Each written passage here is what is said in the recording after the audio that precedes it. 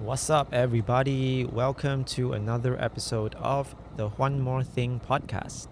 This is Ryan Wayne, and on this audio episode, I will be talking through my reflection, interpretation, and thoughts on a book I have recently finished.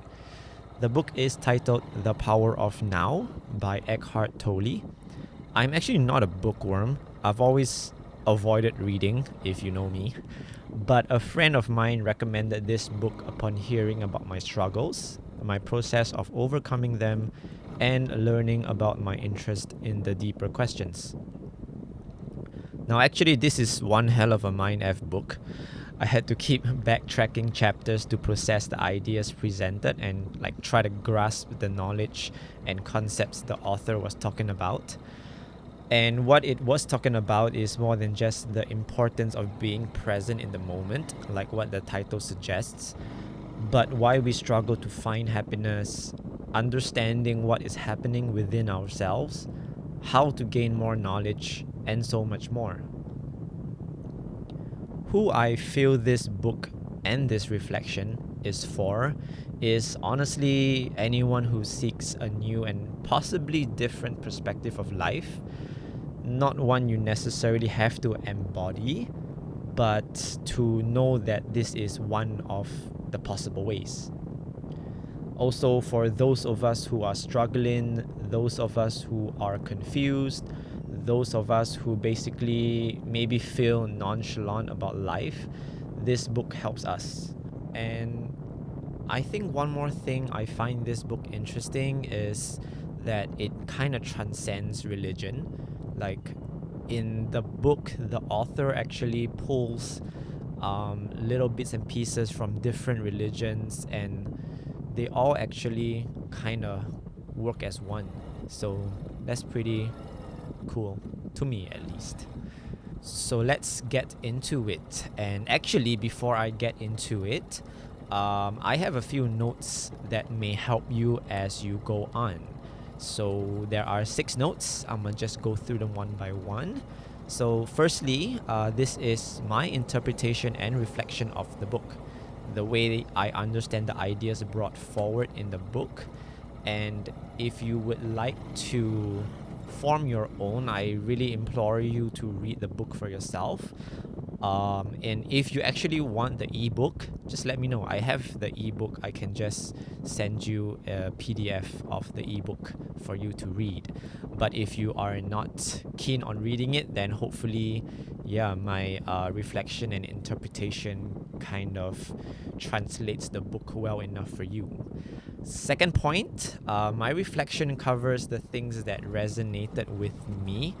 And honestly, there is so much more in the book to explore. So again, if you want to know more after you've been intrigued or interested from my reflection, just go read the book.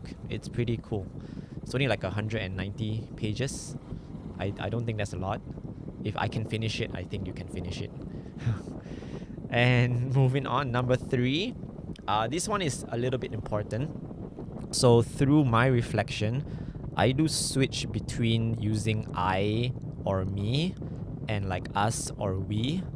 So don't be too confused because I kind of use it interchangeably, because the way that I went about doing this reflection was me talking to myself, and this is usually how I talk to myself.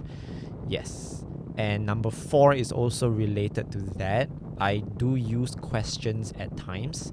So if I am asking a question, it is more of an internal dialogue with myself, and usually what I do to prompt myself to go a little bit further deeper into the understanding.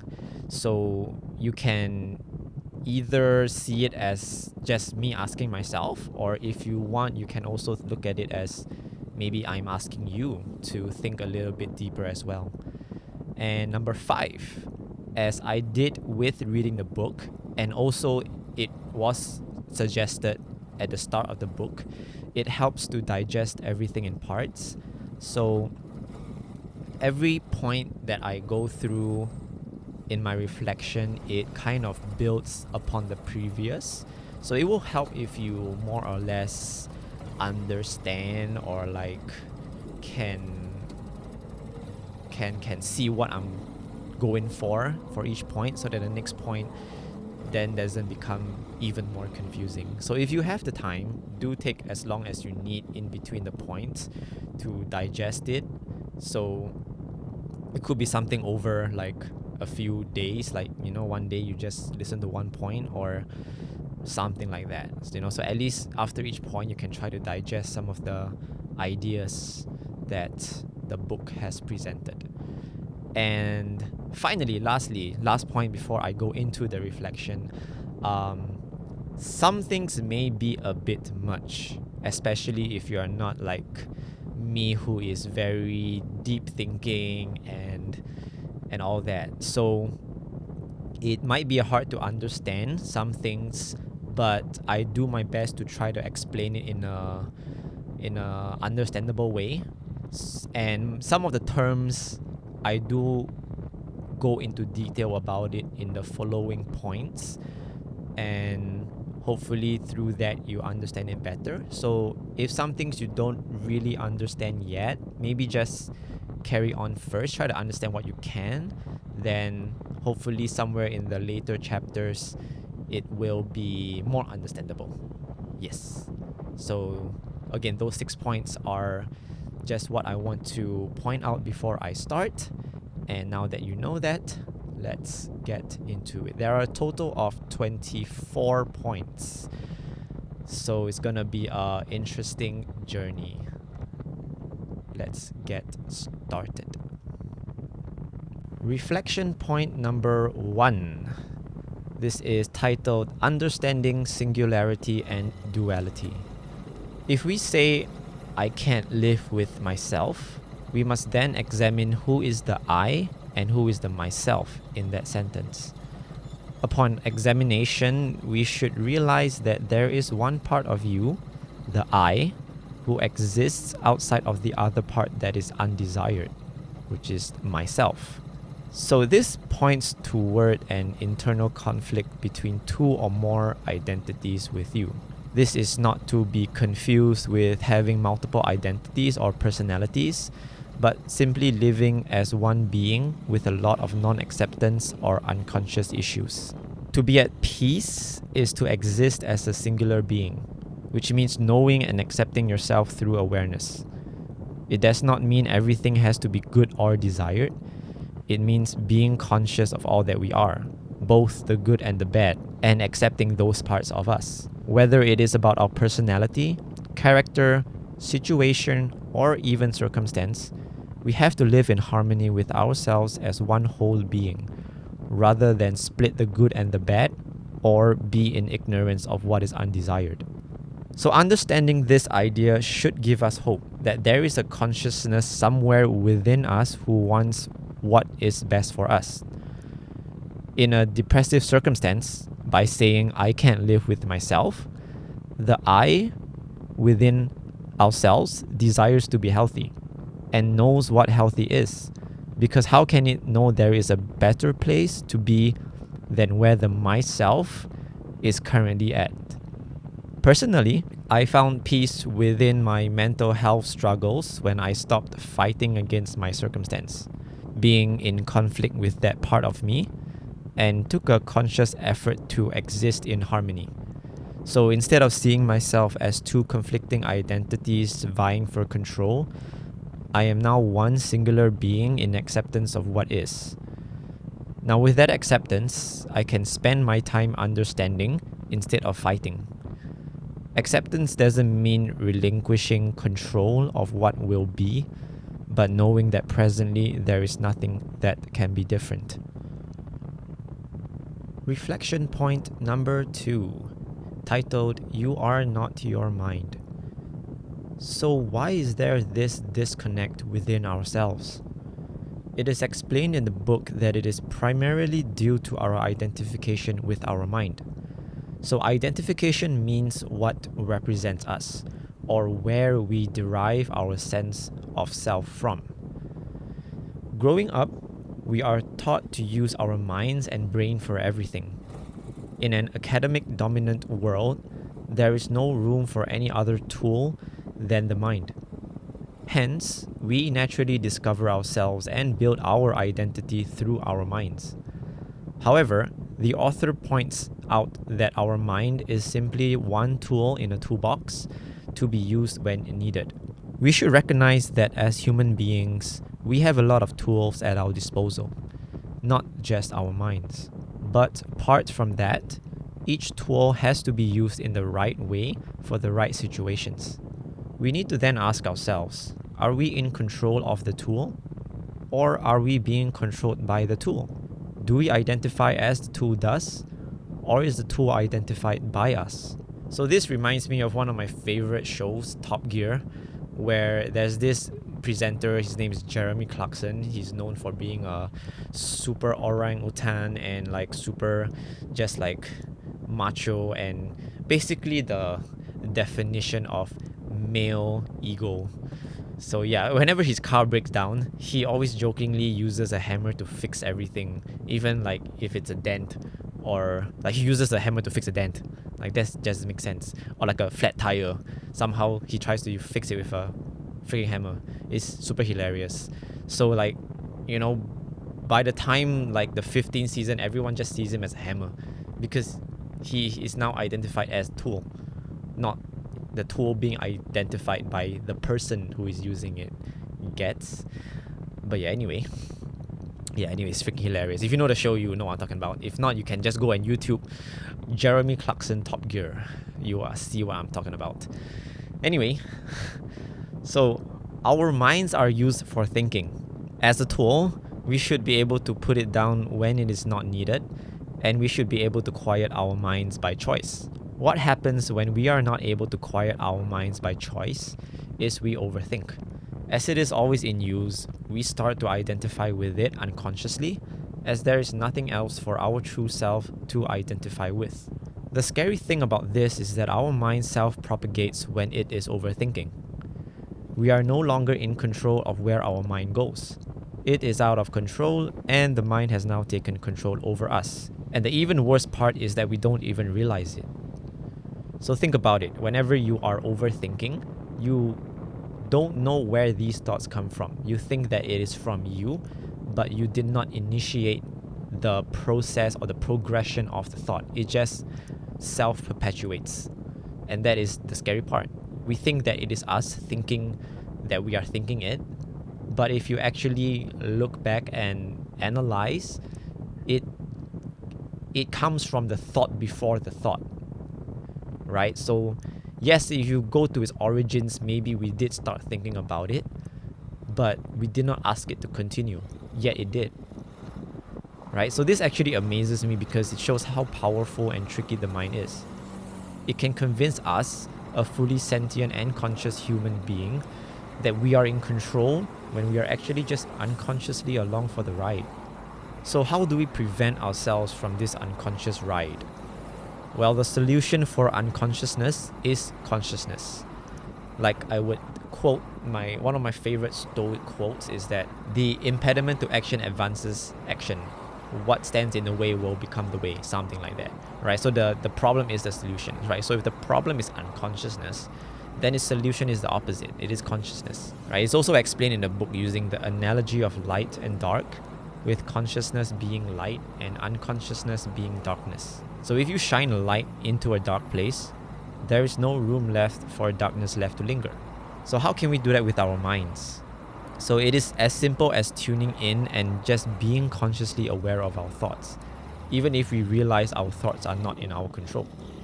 So be a conscious watcher of your thoughts. Essentially, what we are conscious of is no longer unconscious. If we know that we are thinking of this, even though it is not something we came up with, we know that it is there. So it's no longer unconscious, right? Because we cannot be conscious and unconscious at the same time. We cannot be happy and unhappy at the same time, right? They are two opposites. So if we are conscious, it means we are no longer unconscious. But again, if consciousness and unconsciousness is confusing, I will explain it later on in more detail. So as we build harmony with our minds, we learn to understand its patterns, we reign in control, and we finally use it for its desired and built for a purpose, rather than it using us for its purpose. The mind wants to use us to continue its self-existence. Because if we don't use it, it is basically not in use. It wants to always be used. It wants to always feel like it is there. So it will use any ways necessary to keep it being there, keep its existence ongoing.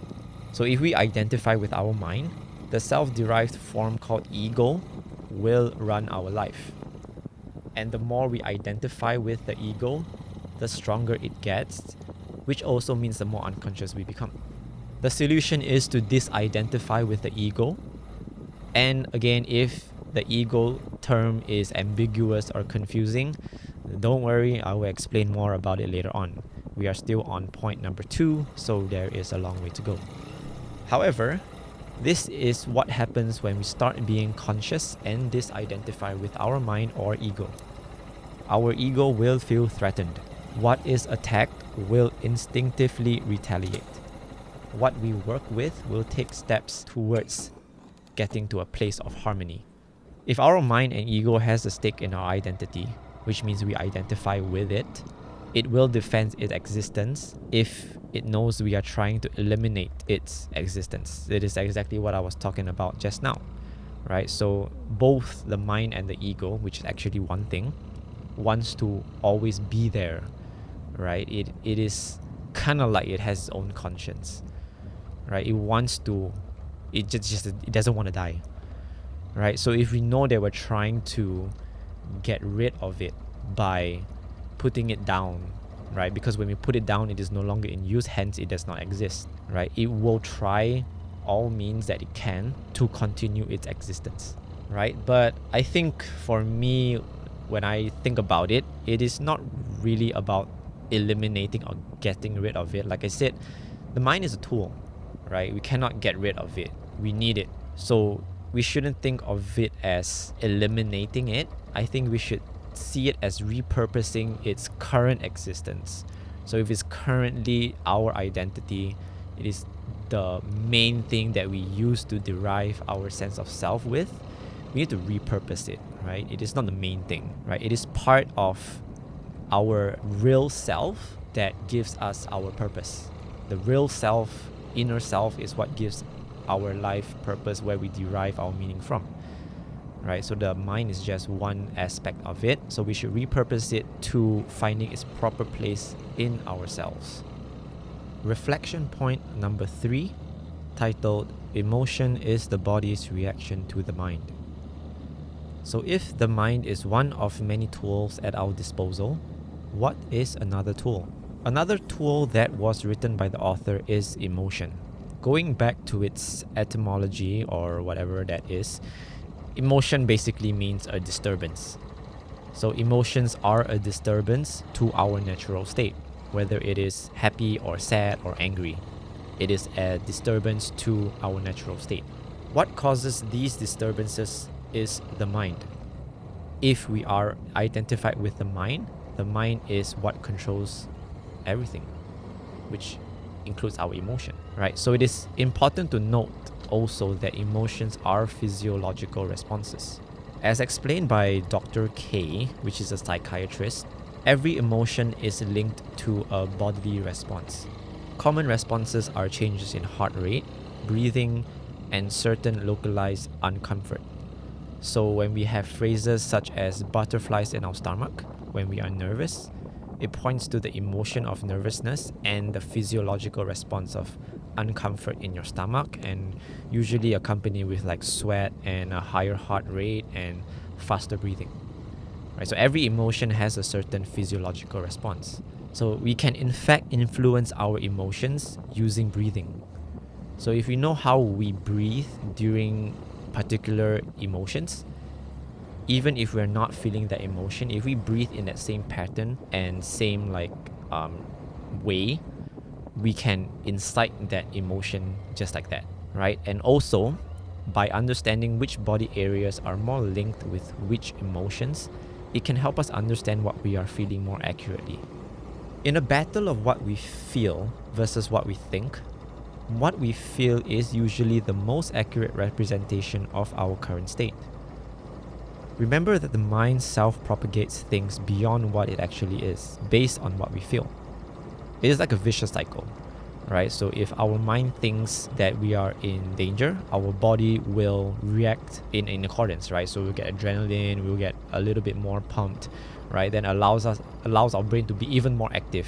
And the mind will then create even more scenarios that we are in even more danger, right? Because it has a lot of these scenarios in play, like, oh, we're going to die, we're going to do this, we're going to do that, this is going to happen, right? And then our body just naturally gets even more uncomfortable, it gets even more disturbed, right? So it's a vicious cycle. So instead of using our thoughts to work backwards and determine what our current state is, we should try to use the physiological symptoms our body exhibits. It is clearer and void of the rogue tendencies of the mind to wander, right? So even without our mind, our bodies will naturally react to something, right? I mean, not say the mind as in like processing information, the mind as in giving it a state of this is very good or this is very bad, right? When we process things as it is, we will naturally get a response. The response that we feel if our mind is super active is usually exaggerated, right? So that's what happens when we identify with the mind. The mind naturally just does it automatically, right? So anyway, both these tools are as important as each other, and we should learn to use them in harmony. The mind processes information, and then the body responds to information, which is what I said just now, right? So if we use the mind to process the information, then we should stop using it after we process, and then let the body respond to what we have just been in, what we just saw, what we're experiencing. If we don't stop the mind after it processes what it is as it is, it will start to add labels as, oh, this is such and such, this is blah blah blah blah, and that influences our emotions in a biased state towards whatever preconceived things we have in our minds from the past, right? So being in tune with both equally allows us to come up with an appropriate action. So we switch between the tools instead of using just one tool to solve everything. Now I am in control of the tools, and hence my identity is in the I, as now only one individual and being is in control. So no matter what the mind or emotion does, I no longer identify with it, because I am conscious that there is a higher singular consciousness within myself that controls these seemingly conscious parts of myself. Oof, what a mind F. So many consciousness is us in this sentence. But essentially it is, you are now in control of the tool, right? So you don't identify as a tool because you are the one using the tool, right? So the I is a singular, like, higher consciousness being that controls the tools, right? So anyway, this also reminds me of something I heard in another podcast. So one with Dr. K, the psychiatrist that I just mentioned just now, and another one with Tim Ferriss. So they both expressed it uniquely in their own way, but I realized they are somehow explaining the same thing. So Tim Ferriss says state, story, strategy, whereas Dr. K says conclusions, logic, and behavior, right, in that order. So let me break it down. So first we have the circumstance or the experience, which is referenced as state by Tim Ferriss and conclusion by Dr. K. So for example, oh, okay, this is the situation I am in, right? That's a state you are in, and there's the conclusion you draw from whatever you are experiencing, right? And secondly comes the story or logic we spin for ourselves using our minds, right? So based on this situation, this is the story, and this is the logic that I understand it as, right? And lastly, it is the strategy or behavior we go forward with based on that story or logic we believe in, right? So what is the action that we're going to move forward with based on this story that I have come up with, right? So where emotions should come is in between the first and the second, where before we spin whatever cockamamie story or logic, we check what we genuinely feel so that we can spin the right story and have the right logic before taking action. And we need to make sure also that our mind is not exaggerating things and labeling it as something more than it actually is. Then we check with our emotions, right? And then we see what we feel. Then we can come up with a story or a logic, and then we can come up with a proper action. Reflection point number 4, titled Watching Consciousness. So as I go on, I find myself asking, well, how do we know that our emotions are right? Or that our minds are even right? What if our mind has already changed what is before we develop an emotional response? I read a quote somewhere that said, "We see things not as they are, but as we are." We are in a way tainted by our conscious biases, and maybe in thinking that we think what we know is right. So now as I am thinking of this, I am reminded of something I mentioned to my dancers once. The context was knowing how to know what to feel, and it was coming off an announcement of who made a certain competition team. I mentioned that if you are not sure how to feel, look to those who you know are more experienced and care immensely about their standards. If you know your standards are comparable to theirs, and they are feeling destroyed while you are not so, then you need to check yourself. In this book, it is said to learn to observe your mind and emotions as a watching consciousness, like an objective bystander. It is easier for us to analyze others than it is ourselves. So if we are able to observe our mind and emotion the same way, and importantly, observe without judgment, we should be able to find our patterns, tendencies, and habits. We can do this in hopes of identifying those biases that I mentioned above, bringing consciousness to those unconscious parts of us. Again, whatever is conscious cannot be unconscious simultaneously. Then what about the concern about thinking what we know is right? As I reason with this, the more I apply the whole shine light into darkness, conscious and unconscious logic. If I am conscious and aware that what I know may not be right, as a result, I will no longer be unconscious in thinking I am always right? So, the best we can do is what we truly believe is right at this moment. Maybe linking back to what I mentioned to my students, we can also observe and learn from those who we feel are more experienced.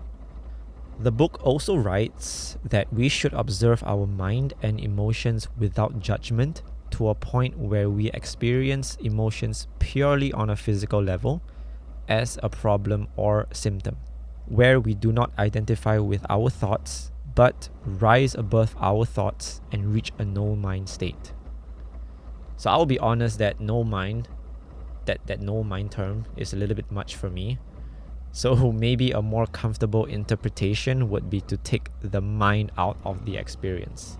Or it could also point to the attachment I have with my mind, and it is defending its existence as an entity within my identity. The mind has many opinions. If we know that we have an attachment issue with our mind, we really will see things as we are and not as it naturally is. So, by taking the mind out of the experience, we are not eliminating the mind, but controlling what we use it for.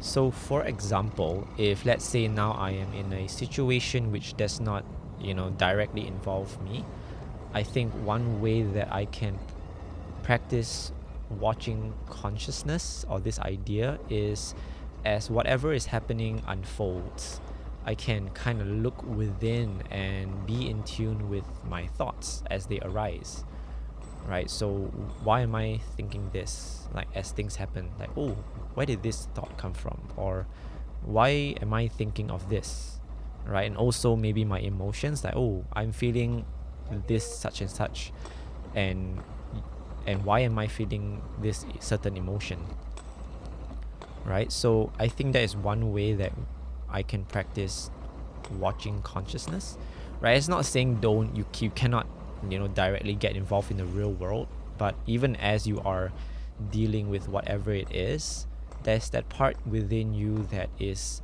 watching your thoughts pop up as it comes along, like those uninitiated thoughts by your mind, right? And you start to find patterns. Like, for example, if you're watching an argument unfold, right, and you start to realize that you are trying to assign blame to someone, right? Like, why are you doing that? Why am I doing that? Like, is it because I need to have a certain definition, or I need a certain person to have a blame? I need to assign blame to someone because that is how my mind works, right? So next time you can be aware that that is what you will tend to do. You will tend to be quick to assign blame because that is something that you habitually do unconsciously, right? And things like that. So yeah, I think that is one way to practice the watching consciousness. Reflection point number 5, titled Live in the Now. I have always struggled with confidence in knowing what is the right thing to do or what is the best thing to do. As a coach, having the heavy responsibility of shaping people's future, it is a struggle that haunts me every waking second. Before I read this book, I would reason my choices by saying that the best we can do right now is what we truly believe is right at this moment. And it is something that I always say to others who are struggling to make a decision as well, right? So the best we can do right now is what we truly believe is right at this moment, given the knowledge that we have. But me, being the meta question asking human that I am, was not able to sit well with it. So I needed a logical reasoning for why this kind of made sense. And this is presented in the book as living in the present. So the author writes that pain is some form of non-acceptance or unconscious resistance to what is. In other words, we want to be somewhere else, maybe somewhere better, somewhere without this bad circumstance, or somewhere where we had more knowledge. So these places we want to be at do not exist, as the past is extinct, the future is yet to exist, maybe not, and the present is as it is. By conjuring up all these imaginary places through non-acceptance and unconscious resistance, we are in pain, manifested by stress, unhappiness, confusion, and more. The mind needs the concept of time in order to function, as explained in the book, which is why it always escapes the present. We always want to be at the end of the journey. We always wish we did things better or differently, but we hardly are happy right where we are. We hold on to and ruminate on happy memories when we can be happy now. We think the future will be better when we can appreciate and be content now. Everything we do now is to get to a moment in the future, or a resulting ripple of the past, the author says. He carries on to say, we dwell in the past and the future, occasionally visiting the present, whereas we should dwell in the present and occasionally visit the past or future. The past and future don't exist anywhere but in our minds. The only thing that exists in time is the now. Thus, living in the present, making decisions in the present, and relying on our present self is the only thing that makes sense. Our present self already embodies our past self if we have been imprinted by the past experience. So if we have managed to completely process the things that have happened, we no longer need to revisit the past so much because we have learned from it, we have processed it, and all that knowledge is with us in the present. Right? And also focusing on the now will bring us to wherever we will be in the future. So why do we want to resist what is, which is the present? Once again, I think I should mention that being in acceptance of the present does not mean surrendering our power to do something about what is unfolding or preventing something from happening, but surrendering ourselves to what already is. Reflection point number 6. This is titled, Be Conscious of the Pain Body. So this part of the book hit me a lot. And for those of us who are struggling with anything, this is something that might help your journey. Previously, I mentioned our present self embodies our past self if we have been imprinted by the past. These past imprints are embodied both consciously and unconsciously. The conscious ones are the lessons we have learned after fully processing and reflecting on an experience, and the unconscious ones are those which we have either avoided processing because it is painful, it brings us shame, or we simply don't understand how to. It can be trauma, mental health issues, bad experiences, abuse, etc. This is the part of our mind where pain resides and unconsciously makes us identify with it, or pain body as the book writes. And to reiterate, it is a part of our mind. So in layman terms, things that we are conscious of and have processed are things we have moved on from. Things that we are both conscious or unconscious of and have not processed and moved on from, that is the pain body. The key being we have not processed and moved on from it. The more unconscious this pain body is in ourselves, the more powerful it is and the more likely we will identify with it. The longer we identify with it, the harder it is to detach ourselves from it. One way to tell that we have formed our identity around our pain body is when we have become attached to the pain. We find pleasure somehow from being unhappy. We have the compulsion to talk or think about it always, and we feel comfortable in its presence like it is home. And I think this part of the book hit me a lot because I understand what the book is trying to explain, and what I have summarized just now is that this was exactly how I felt back in the day when I was struggling with my mental health. So I understand that mental health is extremely complex and everyone should seek professional help to educate ourselves on what is going on within ourselves. So I am in no illusion that by disidentifying with the pain body that our mental illness will be cured. But like I was saying with the mind, I just think we can learn how to control and understand this part of us so that we maybe can find a way to move on from it, or not, again, like in the book term, identify with it, right? We don't think that we are our mental illness or that is the only thing that defines us, and by thinking of it that way, we are just trapping ourselves in that perpetual label that we have given ourselves. This all starts with placing all the pieces in the right places, right? There can be only one singular identity of consciousness, and as long as the pain body or mind is holding a stake in it, or worse, fully our identity, we'll never move on. So how do we deal with the pain body? And as per the book, the answer is consciousness. Being conscious of it takes its power away. Hence, gaining knowledge from professionals or self-reflecting, analyzing, reasoning, being the conscious observer about what is going on within ourselves is the step to take in order to become conscious about the issue, the pain body that we are holding on to.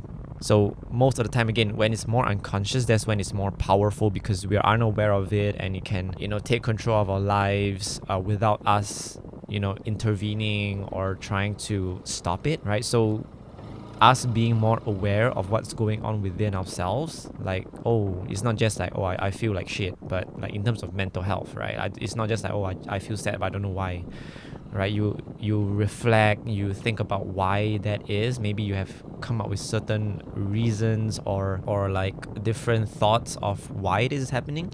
Then you are more conscious of the things that you are doing, right? You're more conscious of the habits that you may end up forming based on all those reflections and knowledge that you get from even professionals, right? When you go for therapy, they help you to unpack and help you make a bit more sense about what you're going through, so you don't see it as this mysterious, unknown force within you that is making you feel this way. You understand it, and you are more conscious of what is happening, right? The more conscious you are of something, the more you can take steps to work on it. And it's opposite of what we always do, right? So we always ignore it, and at the same time, we also ruminate on the issue. It means we always have it on our minds. We always think about it, and we always talk about it, right? That's all we want to do, right? We go to social media, we're like put it on our story, like, oh, I feel like shit today, right? Oh, today's not a good day, right? We post certain quotes and everything, so because we maybe want people to understand what we are feeling. We want people to know maybe this is why, you've been a bit distant lately. You don't want to offend them, so, you drop certain hints on your social media and all that. But doing that is not solving the problem. It's just, justifying or you are allowing yourself to feel this way, which is okay, but at the same time you need to not ignore the path to the way out. So that's how smart the pain body is in trying to ensure its survival within us, right? So how do we know if we are becoming conscious? When we feel an unconscious fear of losing the pain body identity, because that is the resistance from the pain body. And in simple terms, we feel scared that we are changing and we don't know where we are going, or we feel a little bit lost while knowing more about ourselves and what we have been experiencing. So usually, again, change comes naturally. Naturally attached to change is fear, right? So if we are, doing all these things to make ourselves conscious and we don't know if it's working, the best way is to find that fear, right? Because we are scared of the unknown. We don't know where we're going because we are going somewhere unfamiliar. The familiar place is, being identified with that mental health state or your trauma or whatever it is that we are holding on to. And going away from that is change. It is something uncertain that our brains or our minds cannot fully comprehend. So it's a bit scared to go there, hence the fear. So if we feel that fear, then it is a sign that we are headed towards the right direction, even if it might not feel like it, because who wants to head towards fear? But again, it is just going to unfamiliarity compared to staying in the familiar place where it's making us not as happy as we feel like we want to be or we know we should be, right? So how do we navigate this unconscious fear? Well, the answer is been repeated many times, right? So it's consciousness and knowing what you need to do, right? If you need a little bit of a reminder, you can return back to the fourth point so we can understand a little bit more about that again. Reflection point number 7. This is titled Why We Live in Fear. So the next question is, why is it so hard to disidentify with something? Right, so again, it's like just now, as I mentioned in the pain body, when we want to go towards the solution, when we want to disidentify from our pain body, we want to detach from it, usually what comes with it naturally is fear, right? And that is why it is so hard to disidentify with something. The answer is fear, as mentioned just now. So an unconscious fear engulfs us. It is explained very eloquently in the book, but simply that the psychological state of fear is an anxiety gap. It is being in a state of uneasiness, worrying about something that might happen, and not something happening now. Being identified with something means being comfortable with whatever that is. So if I am identified with, let's say again, personally, my mental illness last time, right? I had depression, I had schizophrenia, I had borderline personality disorder, and that over a period of time became what was comfortable. Even though, like hearing it sounds very uncomfortable, right? To live with that, like it's just a constant unhappiness. It's just a lot of paranoia. It's a lot of confusion, and none of that is something you associate with comfort, right? But again, comfort is whatever we have tuned into, in a sense, right? Whatever we have been around for a long time, we establish that as our comfort. So even if the other side that we're going to is definitively more comfortable, like what you associate comfort with, like happiness, being carefree, and all that positive stuff, it seems uncomfortable because that is not what we have been used to, right? So anything that takes us out of our comfort zone makes us uneasy. So that stimulates the natural response of fear. As mentioned in the previous point, the pain body is a part of the mind. Also, as mentioned in point 2, Being identified with the mind is how we self-derive the form of ego. As explained in the book, ego can be a few things, but it has to be attached to external things. It can be a stance we take, a belief we identify with, an image we portray, etc. But the common thing is that it is anything that can be taken away in an instant. So again, anything that is external can be taken away in an instant, right? So take a moment to think, like, what are some external things that can be taken away in the moment, right? So again, as we mentioned some just now, it can be a stance we take. Anything can be disproven at any time.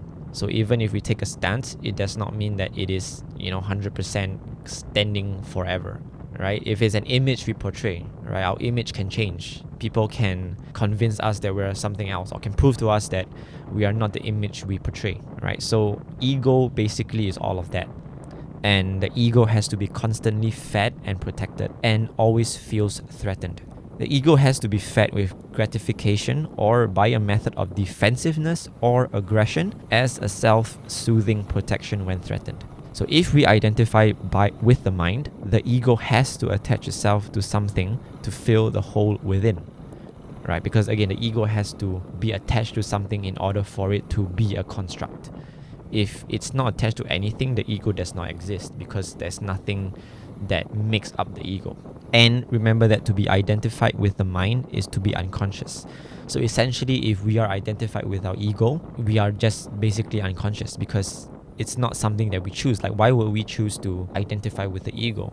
Everybody knows that it is, in modern terminology, it's toxic, and it's just very egoistic, right? So no one consciously will choose to identify with the ego. It is something that is unconscious, that happens within us when we are maybe agitated, or we let our emotions get the better of us. So our involuntary response is the involuntary, again, relating to unconscious. Our unconscious response is defined by our ego. So in this case of the pain body, right, whatever trauma or bad experience or issues that we have not processed, our ego attaches with the pain body part of the mind. It tells us that this is who we are, right? So again, if we have had this for a very long time, even if we are not conscious of it, but we are aware because we feel the effects of whatever situation that we have not processed over a period of time.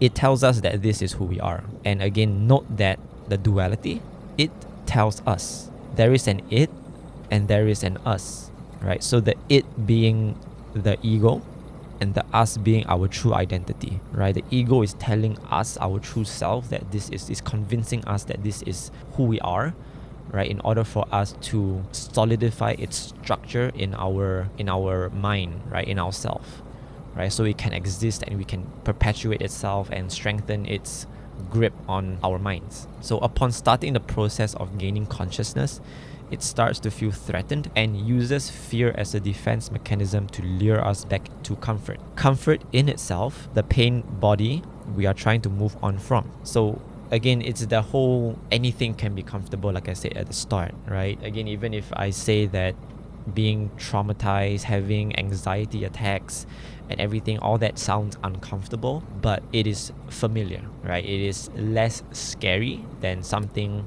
unknown. So ego uses this familiarity, comfort, to kind of pull us back into like, hey, let's not go somewhere where we don't know what's going to happen, right? Even though there may be a hope of feeling happy, it is not promised. Let's stay comfortable. Let's stay where we are in the comfort zone, and so that its main purpose is that it can continue existing and it can continue being a construct within our realm of belief. Just know that we don't want to be here and identify with the pain body. I think that's the easiest way to reason with yourself when you feel like you want to go back to the comfort, right? Yes, it is comfortable and familiar, but do you want that level of comfort? Or do you want to go somewhere else that maybe can be better, maybe not perfect, but a bit better? Then you can establish that as comfort in the meantime, right? So it's just raising our standards of comfort and familiarity, right? And we can be familiar with anything. It's not that we can only be familiar with specific things, and it is not guaranteed that we will find those things that we can be familiar with. Familiarity is just a matter of time and progress, right? So as we go towards consciousness and we try to go away from our pain body or unprocessed situations and emotions, whatever we are going towards will eventually be familiar and comfortable as long as we stick to that path and we don't keep jumping back and forth, right? We need to give it enough time for our minds and our bodies to familiarize itself to it, right? So just remember that we don't want to be here and we don't want to identify with the pain body anymore. And that is our motivation to go somewhere else, right? And that somewhere else should be towards, consciousness, towards knowing what's going on and helping ourselves. So where should we go, right? We mentioned that, going forwards is into the unknown, right? Where do we go? Right, so now that we are aware and conscious of some things to not identify with, what should we identify with? So we all need to find that for ourselves. There is no one right answer for everybody. It's based on what you discover about yourself, and everyone is made up of a complex combination of preferences and likes and dislikes and what motivates you and what gives you purpose. So it is all within that. It's all within you. I think that is it. The answer is not outside, right? The answer is not in going to different groups, different friend groups, different jobs, different countries, different cultures, right? The answer is within yourself. All of those external things will help to maybe open up yourself to what's within you, right? Making you aware of what's inside, making you aware of what your preferences are, what you like, what you dislike, what gives you purpose in life. All that can come from doing external things. But the answer is within you and it is already inside you currently. You just need to look within and figure it out, right? So again, everything external can be taken away. So we should not identify with anything external because the easier it is for our worlds to just crumble, right? So if let's say my work is what I identify with, right? My purpose and identity. If you ask me, who am I? Say I am a teacher. I am a coach, right? That can be taken away from me anytime. I could be fired. I could be, I could make a mistake and it ruins my reputation and I can no longer be a teacher or a coach, right? Then my whole identity basically is just erased. It's just wiped out. I will feel lost and I will probably, be in a very, very bad place, right? So we should not identify with external things, anything that can be taken away from us. And again, this is a little bit more of the later part as well, but just one more external thing that we should not identify ourselves with is our physical body, right? So how we look, what kind of aesthetic that we have and all that, right? Because again, our body is not in our control, right? We can have an accident at any time, we can fall sick, we can, have an infection, and then like worst case scenario, we have to amputate our limbs or whatever it is, right? So again, that is external. So there's something internal, and I will let all of you and all of me as well try to figure out what is that internal thing that we should be trying to find and identify with. So moving on, reflection point number 8, clock time versus psychological time.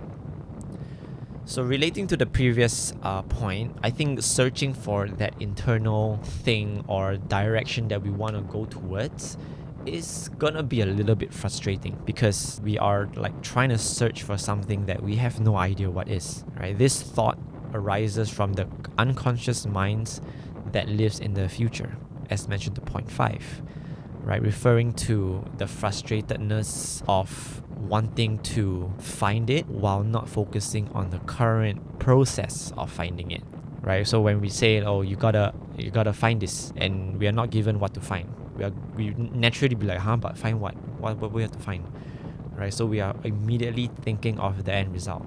What is the thing we need to find?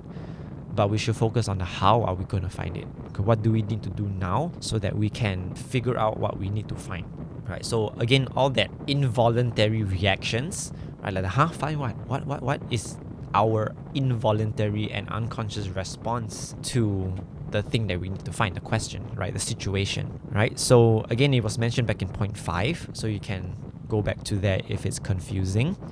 to again refresh about this whole conscious unconscious thingy. But to expand more on time, the author proposes his concept of clock time and psychological time.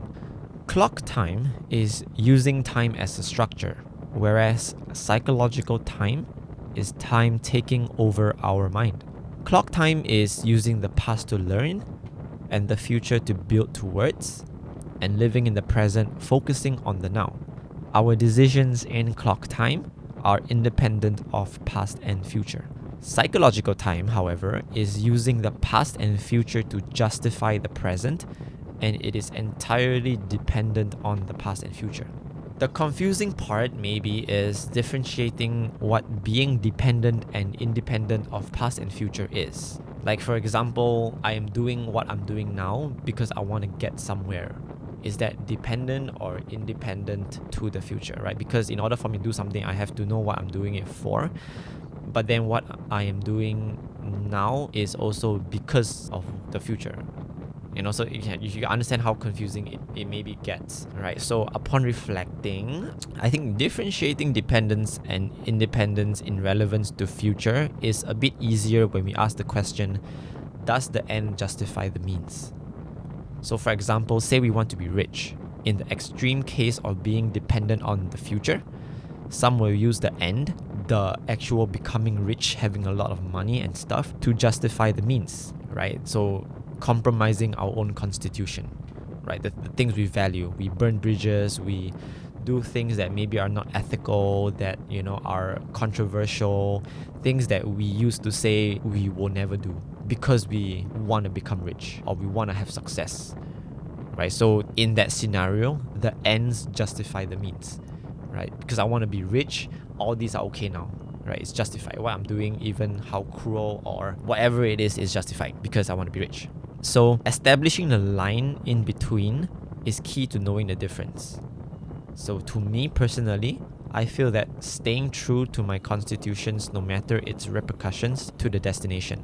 So again, it's what I'm driven by more. It's not about whether I get there or not, but my own rules, my own morals, my own values, my own guide, like internal guide that I've developed over the previous years, and it's ever changing, right? So that is my guide, or the line between using the future as a dependent and being independent of the future. Yes. Moving on, so in relevance to past, I guess it is also kinda a bit similar. So are we making decisions directly based on something that has happened before? I feel usually this will happen if we are still holding on to unconscious and unresolved past experiences. For example, the pain body that we talked about. So remember that psychological time is time taking over our mind. The past is taking over our rationality and conscious ability to be objective and independent in the present. Maybe it is a memory that stirs up an emotion and we become unconscious from its power. The memory and the emotion from the past literally takes over us in the moment, right? So again, again, this is like very common for PTSD, right? So I mean, I'm not an expert in it, but we should basically know like generally what PTSD is, right? They have flashbacks or memories of the traumatic situation, and when those triggers happen, they just involuntarily act out a certain way, and it's not in their control. Maybe they even black out in certain cases, right? They don't even remember that it happened when they had that PTSD episode, right? So it's unresolved things in the past that make us unconscious again. And again, it could be emotions in the sense of, this thing used to make us very angry last time, right? This was a very frustrating thing last time, and now we're faced with the same thing. We automatically, become angry because it has been ingrained in our minds that this situation was this frustrating last time. So it automatically comes back, and we unconsciously become agitated in this present moment, even though maybe we are more well equipped now because we've been through that experience, we've learned from it, but we become unconscious again, right? So again, this is just an example. Holding on to unconscious and unresolved past experiences to be dependent on our decisions now. The thing about psychological time, or time taken over our minds, is the effect known as the law of attraction. Right? For those who are in like entrepreneurship and business, usually I think the most common thing is the law of attraction, right? You be what you want to attract, right? So the energy we give out is the energy we attract. So if we are so desperate to reach our future destination, we will attract those desperate measures that usually cause problems. And if we are clinging on to unresolved pain bodies, we will attract more of such situations. What we focus on, we will attract and replicate more of now. If it's confusing, right? When we talk about psychological time, we are dependent on the past and future. So we're focusing so much on the past and future that naturally we, start to replicate and attract those same situations that are going to cause us problems, right? So again, if let's say about the agitation in the past, right? If we are holding on to the agitation from previous experiences, the decisions that we make now will more likely to incite the same agitation or even escalate it even more. That is where our mind space is at.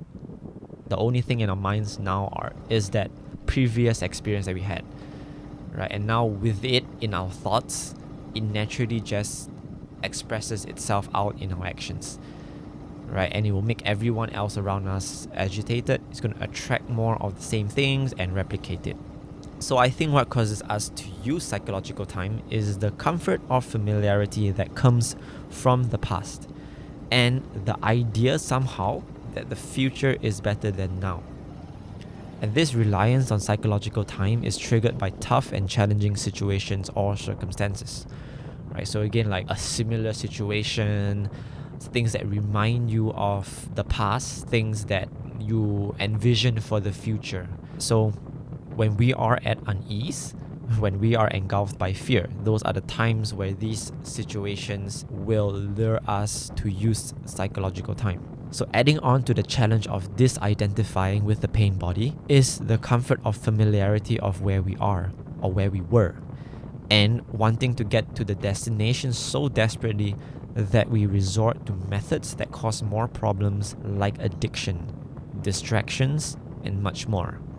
Right? And addiction covers a whole wide range of different forms, right? You got like technology addiction, you have substance addiction, you have self-harm addiction, you have many different forms of addiction. So, don't just relate addiction to like, oh, it's just, drugs and shit. I don't do that, so I'm not addicted to stuff, right? There are many forms of addiction, and we should try to be aware, as shameful as it may be to admit that we are addicted to stuff.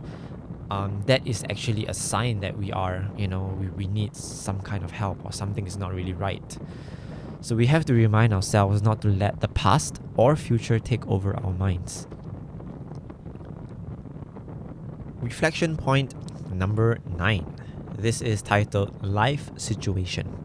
So what are these tough and challenging situations or circumstances that trigger us to get lost in psychological time? I remember that this was mentioned in the book when the interviewer said that she was generally discontent with her life, like her job, her marital problems, worries, and more. Okay, if you're confused, I forgot to mention that the format of this book was written in a question and answer format. So there is an interviewer asking questions, and the author is replying and expanding on the various concepts that the questions are related to. Right. So anyway, the interviewer mentioned that it was hope that things will become better that made her feel like it was all worth it. Right. So again, there is this illusionary better place in the future that we are headed towards, and that's why we should hang on to get to that better place.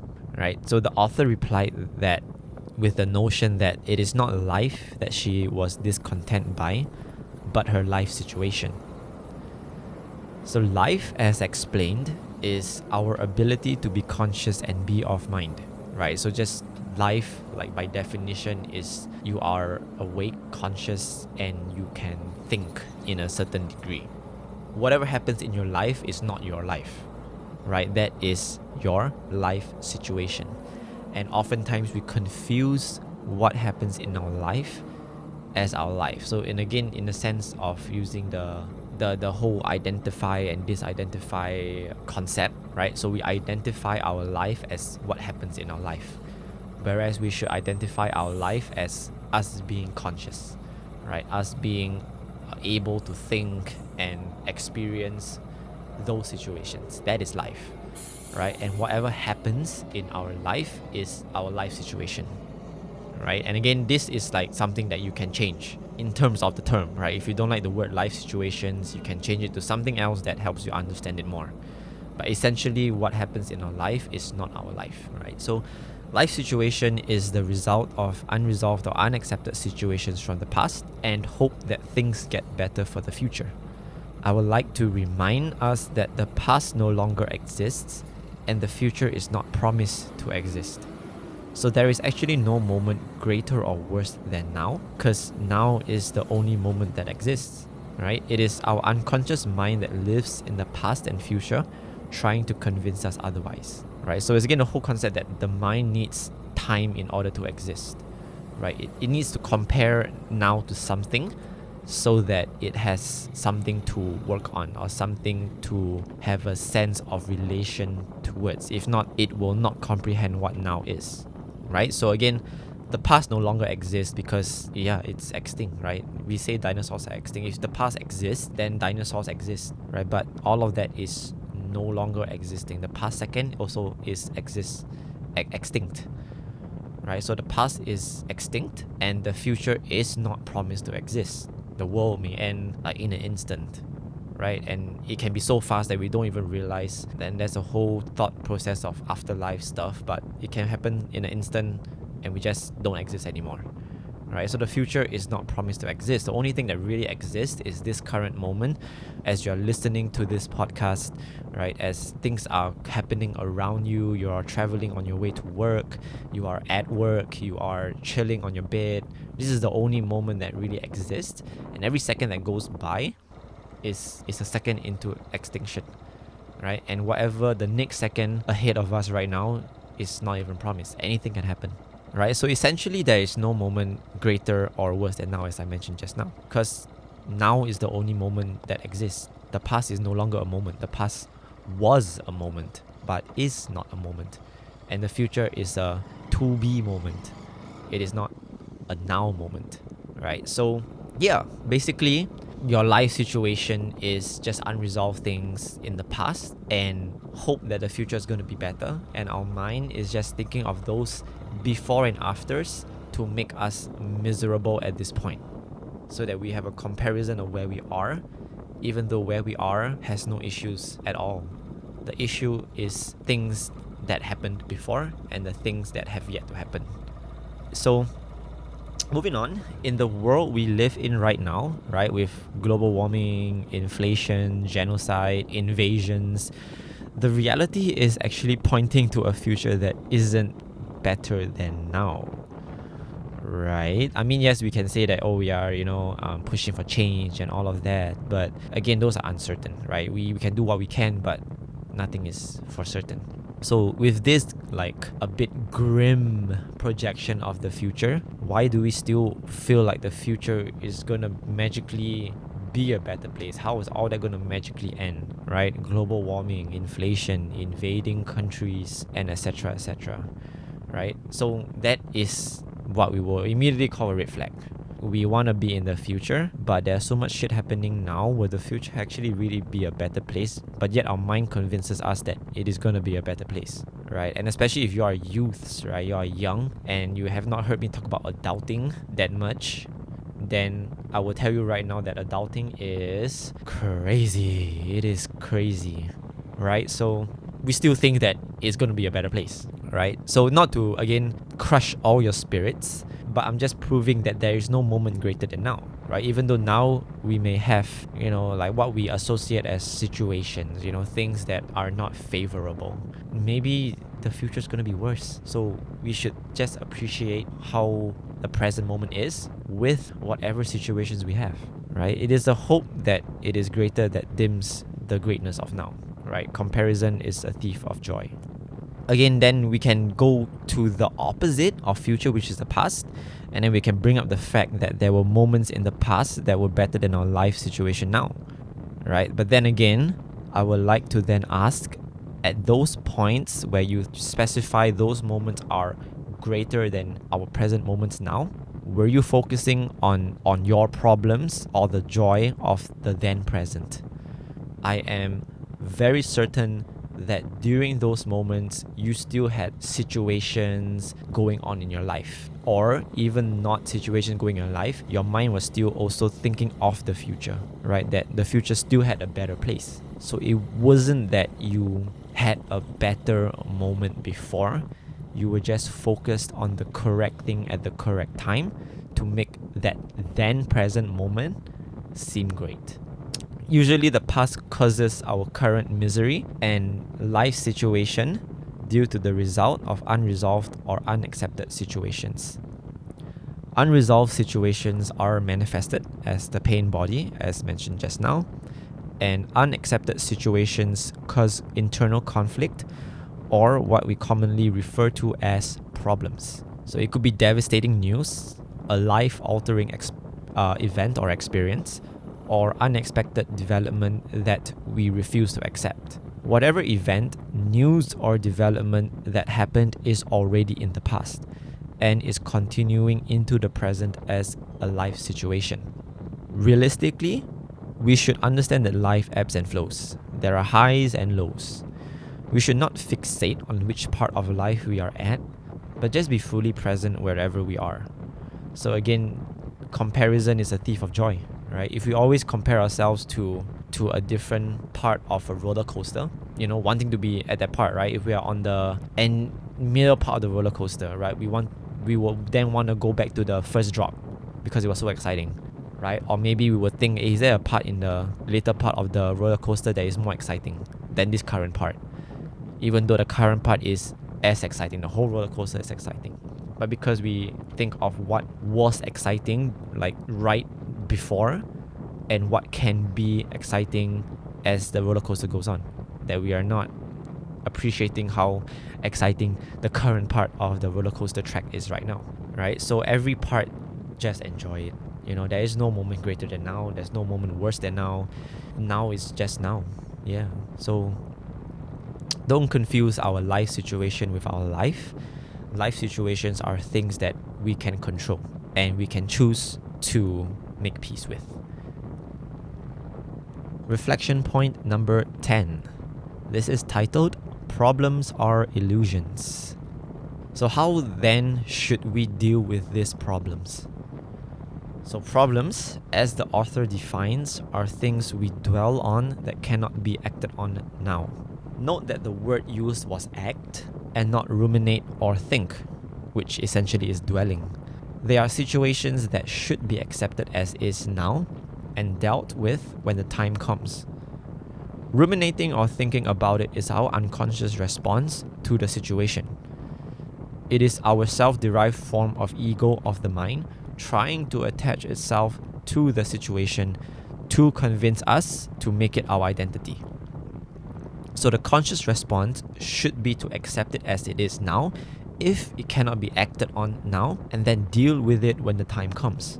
So if you are confused again with that, basically whatever happens that you think is a situation, right, it is something not favorable, right? Just focus on, at this point, what can you do about it, right? If there is nothing you can do about it, then move on first and just move on until to a point where then you can do something about it, right? Don't spend your time like just thinking and like sulking and focusing all your energy on it, right? Again, the main action is act, like a physical act, right? So again, what constitutes as acting on it? Essentially, it is things that you can physically do that helps you deal with the situation. Researching, taking action, or something that is productive in handling the situation. Once we have exhausted what can be done or become exhausted from taking action, leave it and deal with it when the time comes. The next time a physical response can be done to help the situation. Thinking our way out of worrying is like sniffing our way out of a cocaine problem, right? So like thinking our way out of overthinking is essentially trying to take more cocaine to break a cocaine habit. You are using the problem as the solution, and the problem will never be the solution in that way. By now, the backlog of problems that we have accumulated is daunting and seemingly endless. But fortunately, acceptance is not that hard.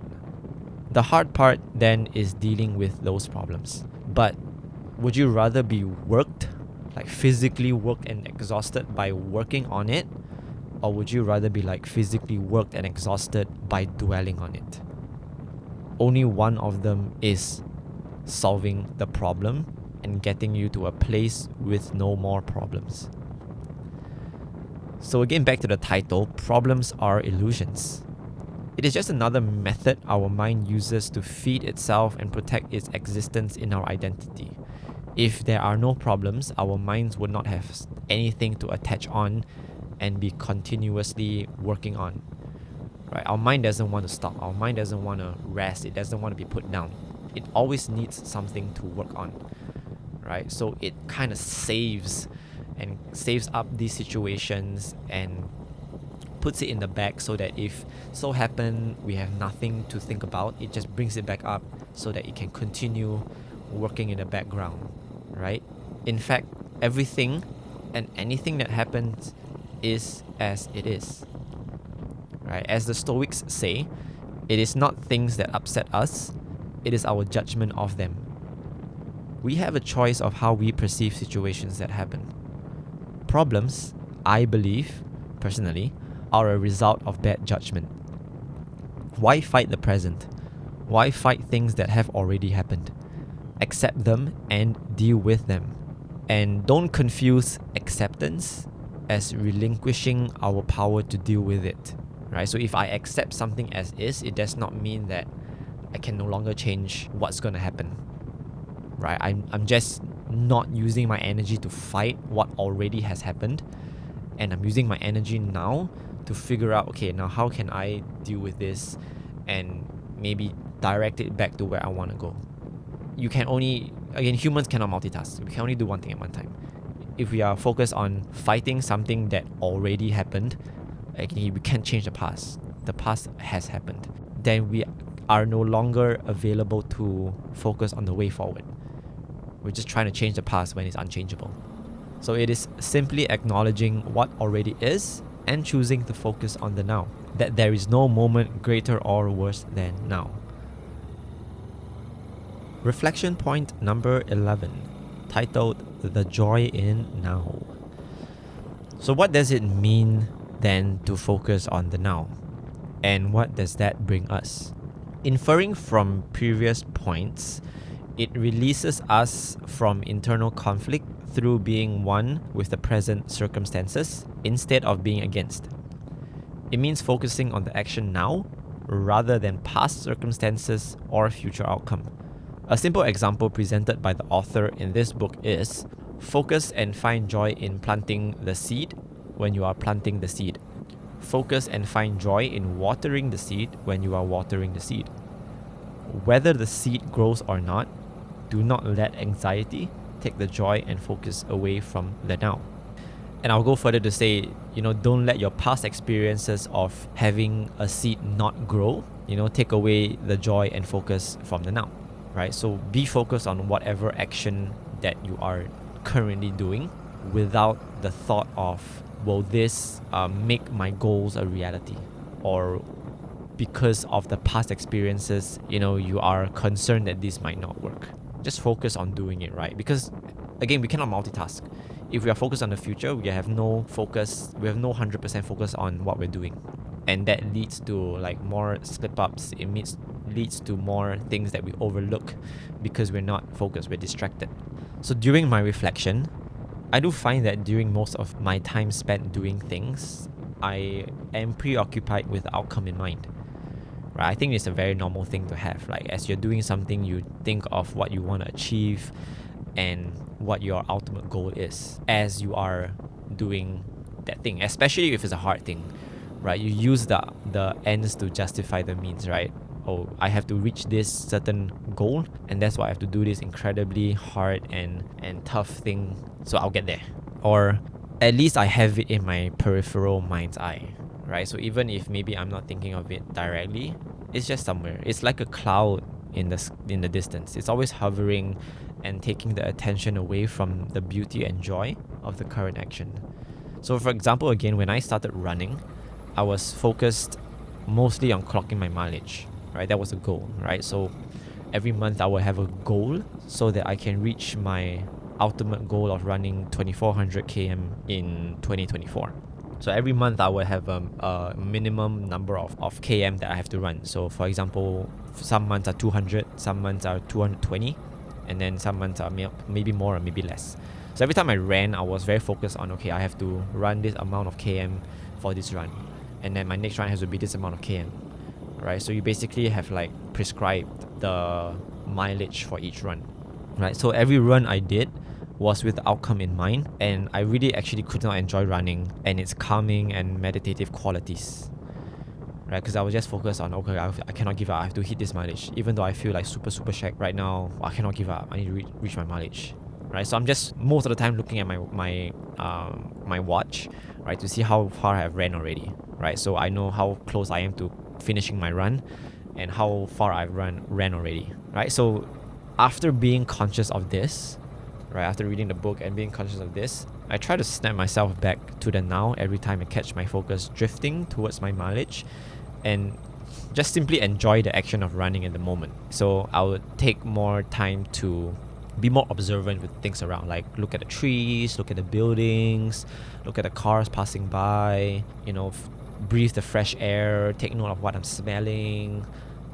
Basically all those things that make running like meditative, helps to recharge yourself, which essentially is one of the reasons why I also wanted to run, right? I wanted to get all those, good qualities in, right? So now that I'm doing that, I realize I enjoy my runs more. As tiring as it still is, the miles just come easier, right? So again, it's just, and this is something that I'm just realizing right now as I'm talking about this, is that the running is not getting easier, right? It's the same runs, right? And in fact, I'm running a little bit more at this present moment as I'm recording this than, before when I started running, because you have to increase your mileage, right? So it naturally gets harder, but somehow if you focus on the right things, you don't really notice the hard part because you just enjoy what you're doing more. And as a result, you just hit your goals because you're not focused on attaining anything, right? You're doing it because you enjoy it, and because you enjoy it, you will do more of it,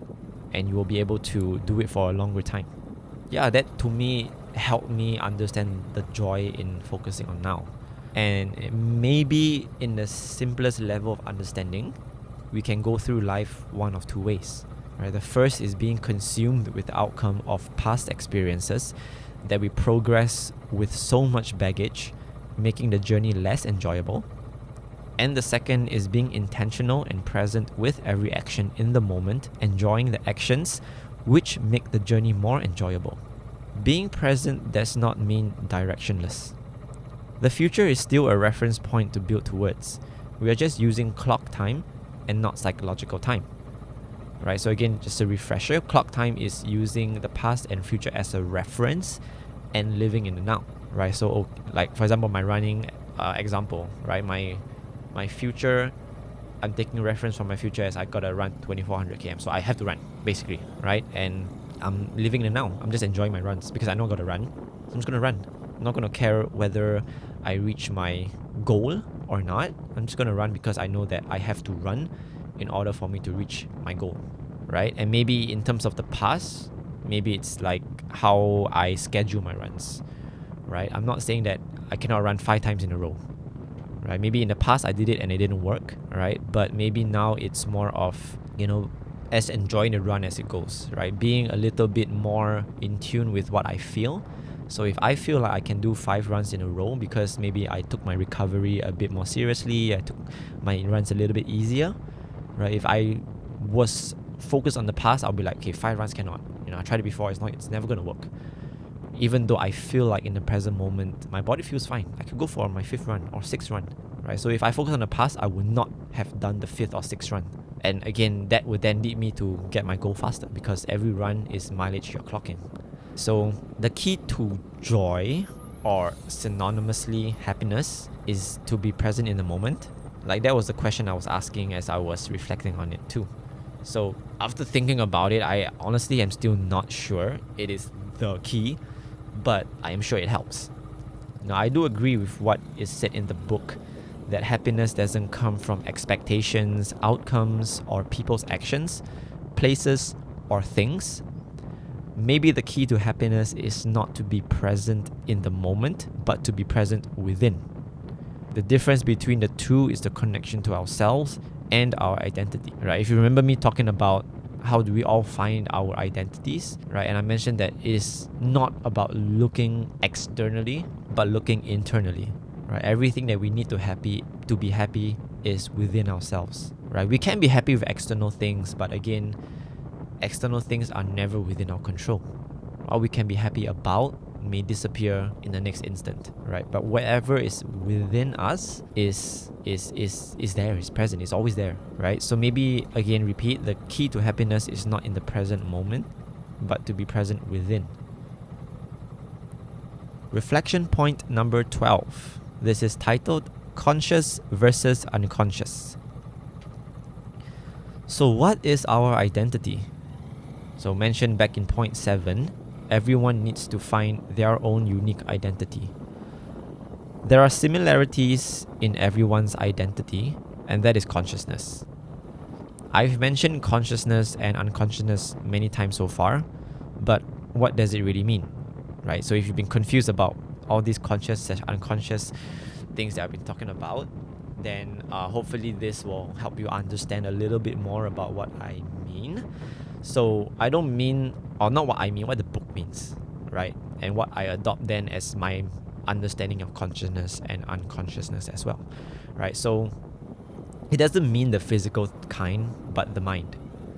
As explained by the author, if we are unconscious, we resort to our past or future to rule our lives, which basically, again, referring back to time, that is psychological time, right? A simple example would be doing things out of habit. We bypass the processes we will have to go through when we are actually present, analyzing and using our mind as intended. Consciousness is simply being present in the now, noticing things happen, observing everything without judgment, and focusing on the current action. I understand it as conscious being a voluntary response and unconscious being an involuntary response. Right, so again, I've used the voluntary and involuntary example every now and then so far, but essentially that's how I understand it as. Right, so for example, again, if I am halfway through a marathon, if I am mentally conscious, if I am mentally unconscious, I will more than likely give up because of the pain and discomfort. Right, based on previous experiences with pain and discomfort, I should stop. And this is what the unconscious mind tells me, right? So if I don't, if I'm like mentally clocked out in the marathon, right? I just feel pains, my leg pain, my lungs are dying, I'm like exhausted, right? I will just naturally stop because that is the logical response, right? But if I am conscious, mentally conscious, I can try to put things under a microscope and analyze objectively, independent of the past and future, based on the now, and tell myself that I am actually still capable of carrying on. Right? So yes, my legs may be painful, but what kind of pain is it? Right? Is it like a sprain pain? If it's a sprain pain, like a life endangering kind of pain, then yes, I should stop. Right? But if it's just uncomfort, right? Just like just aching a little bit because I've ran a considerable amount of mileage already in the marathon, then it's just part of the process, right? You can still move on, right? So it's that rationality, that present and conscious rationality of our brain that is being conscious, focusing on now and reasoning with the things that happen. So the author goes further by splitting the unconscious into two levels: ordinary unconsciousness which is the habitual process of letting our identification with emotion and mind make reactions, and deep unconsciousness, where the past non-acceptance, pain, future anxieties, worries, and stress are able to be awakened and take over us. And all of that essentially is the pain body.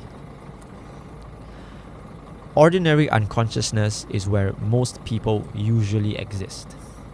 We make our decisions based on what we feel and think because we are identified with the mind or emotion. To remind us again why this isn't optimal, the mind is capable of blowing things out of proportion, convinces us of non-existent things, and most importantly, the mind is where the self-derived form of ego lives. And ordinary unconsciousness leads to deep unconsciousness when the situation causes us to lose control.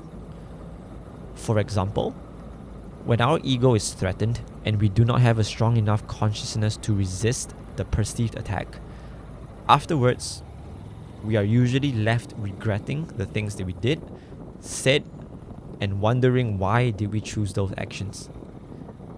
And it is because we were not in control, because we were deeply unconscious, right? We were not fully present.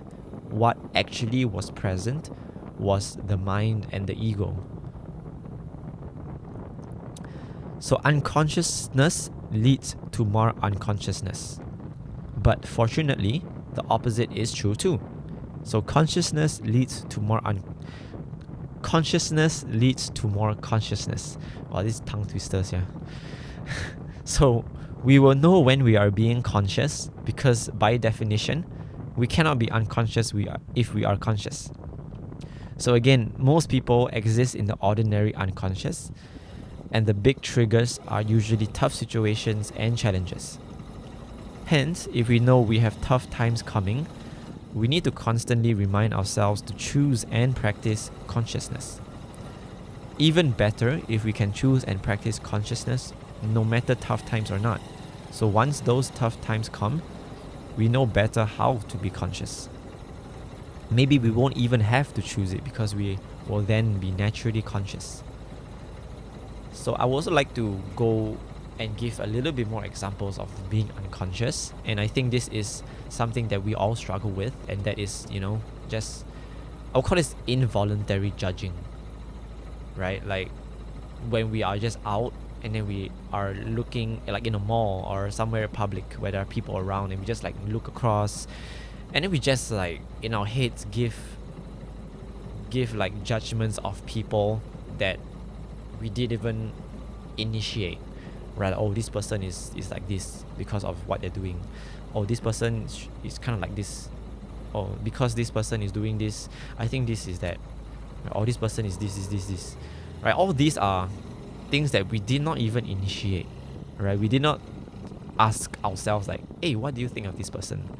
It just naturally comes out. Again, involuntary thought process or involuntary judgment, right? That is unconscious, right? Conscious has to be like you asking yourself like, oh yeah, what do I think of this person, right? Then you actually have the intention to think about it and come up with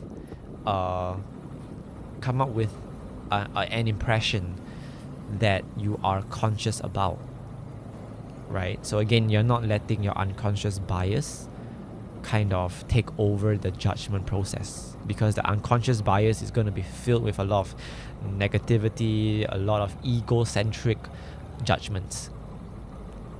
So yeah, I mean, that is what I have understood of conscious and unconscious. And I think the best thing to do right now is just reflect and think about how conscious are we actually in our daily life, right? Maybe just think of your day so far, right? How much of it has actually been conscious and how much of it has actually been unconscious.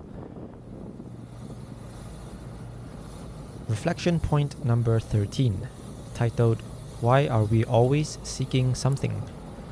So the thing about unconsciousness and consciousness is it's not as simple as, saying, oh, I want to be conscious. So, we don't become unconscious, right? Being unconscious is something that happens out of nowhere. And I think why we get pulled into unconsciousness is because the external pull is stronger than the internal grounding.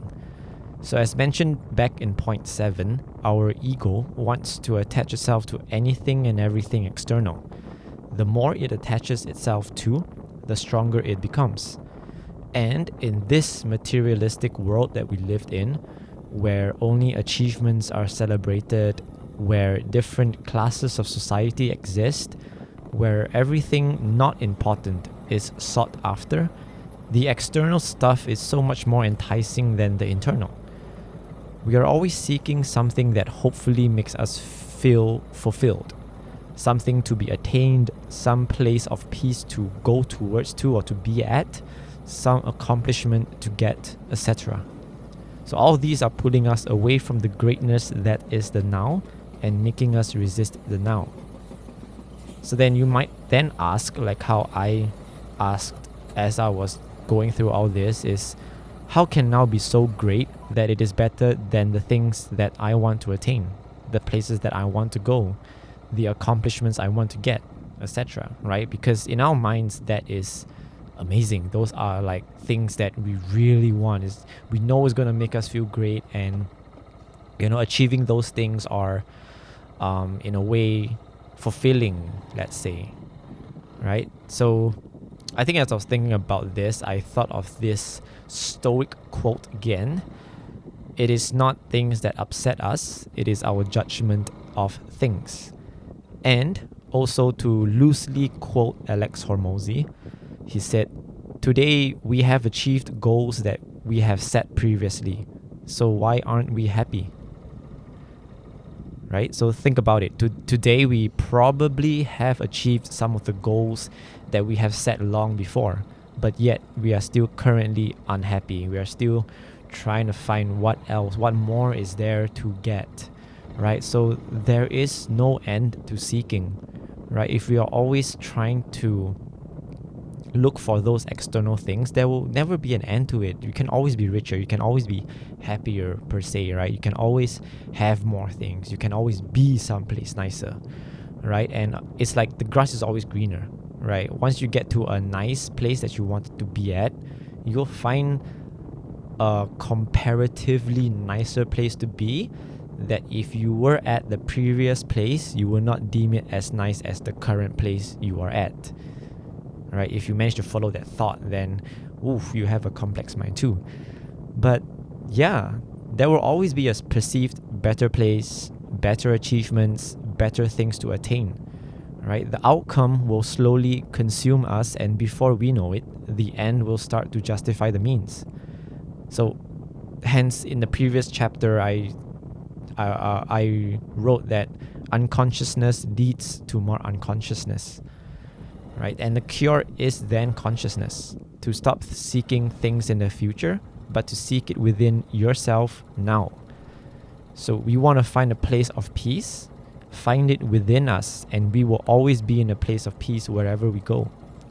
If we are not at peace, no matter where we go, there will be no peace. Even if it's a peaceful place, because everything is very calm, nature is all around us, there are wildlife around, I don't know, whatever is peaceful to you. If you are not at peace within, no matter how peaceful everything else is around you, you might be feeling peaceful for a second or two, but then you start to remind yourself or remember all of the internal struggle, and you are no longer at peace. So again, another question is, do we want to achieve more things? And we cannot achieve things that we are not ready for, right? So we have to look within to prepare ourselves, and what will come will then come, right? We can reach a place of attainment, but if we are not ready within, it will simply pass us by. We need to look within ourselves to be conscious of us being unconscious and seeking something that hopefully makes us feel fulfilled. At the same time, being conscious lets us take stock of who we currently are. what we do have and the things that we have accomplished thus far. So I have this saying, we grow what we feed and we lose what we starve. If we feed external things and we do unconsciously, if you have not noticed, right, it will only get bigger and more overwhelming, or it will never live up to the size of expectation we have built up for it. And when our starving inner self meets those well-fed external things, we are wholly incapable of handling them, because now we are so small in comparison to the large external thing that we have built up. When it comes, we are definitely going to be overwhelmed, right? However, in the flip side, if we feed the internal things and we have to consciously do it, we grow ourselves, and once we pull up to the starved external things, handling them is going to be less of a thing in comparison. It's going to feel a lot easier because now we are more self-prepared internally, right? We know who we are, we know what we have done to prepare ourselves so that once we get to the external things, it does not seem too daunting. So in essence, we have to stop seeking external things, right? Because again, that is a shortcut into being unconscious, right? We're trying to use time to hopefully get to a place that we are feeling better at, that we feel more at peace with, we feel like we have attained better things. But ultimately, once you get to that point, you are going to find the next point. You're going to start focusing on the next point again. So even if you had reached that perceived better place, you will not be able to fully appreciate it because you don't know how to be conscious, right? Whereas if you always are conscious, you're always in the present, you're always, nowhere is better or worse than now, then you can fully appreciate everything as it is and stop looking further ahead, because we will always find a better place. That's how our mind works, right? We're always trying to find some place better to be at. So that is why we should stop seeking something outside and start seeking internal peace and internal meaning, because whatever is inside will lead to how we see the outside. If we are unhappy at where we are and we feel like we are happy with the place we are at, it's not because the place sucks. It's because inside us something is making us feel like everything sucks, and we have to find what that inside thing is so that we change it, and then hopefully what is inside us will become at peace or a little bit more relaxed, and then wherever we are or whatever around us, we will also see in the same way, peaceful and relaxed. Reflection point number 14. This is titled Dropping Negativity. So oftentimes we feed our negativity. It can be negativity due to us feeling discontent due to all of the external seeking mentioned previously. And the author puts it into perspective how easily it actually is to drop negativity. So he said, imagine you are holding a hot piece of coal and it is hurting you. So what do? Naturally, you just let it go. Right? So when I read that, I was like, damn, that was easy. So we have to realize we have a choice how to deal with negativity. Just like when we're holding a hot coal, we can continue holding it and continue to let it burn our hand and make us feel pain, or we can just let it go, right? The pain will be there, but it will not be continuous. It will finish eventually. Then we have to process it and let it heal, right? But the longer we hold on to it, the more we're delaying that healing process to start, and we are basically choosing to hold on to what is giving us that pain. So more importantly, we have a choice to take up negativity or leave it, right? Another example the author gives is, if we know a certain food makes us sick, would we continue eating it and say it is okay to be sick? Again, if you know this certain thing is negative for you, why would you then, or why would we then go towards it and invite it in and engage with it? Some things, yes, are not in our control. Some negative things are gonna come whether we choose to find it or not. But when it comes, we have the choice whether we want to engage with the negativity, or we can just let it by, let's let it pass through and not say ignore it, like acknowledge it's there, so that we can then consciously say, no, I do not want to engage with it, and I'm just gonna let it by and I'm gonna let it go. Right? So whatever the author says, like the cold thing and the, eating a certain food makes us sick, is it okay to continue eating it and be sick? Right? I gotta admit that those are pretty cool one-liner responses and sentences. But upon thinking, these seem so simple because the cause of the negativity is clear and it is easy to identify, right? Like the hot piece of coal. It is there, you know what it is. And the food that makes you sick, right? You know this food makes you sick, right? It's in that sentence, it's very clear and defined, and you know what to either let go of or avoid. Which again comes to the real world, where this is hardly the case if our default mode of existence is ordinary unconsciousness. So the first challenge is in learning how to identify negativity. Well, the answer has been revealed in point 4. Be a conscious observer of our mind and emotions. Observe with no judgment and as they are. So note and observe things that make us uneasy, unhappy, or hold resentment. It could be a job, a task, an environment, a person, etc. Whatever, anything can make us uneasy, unhappy, or hold resentment.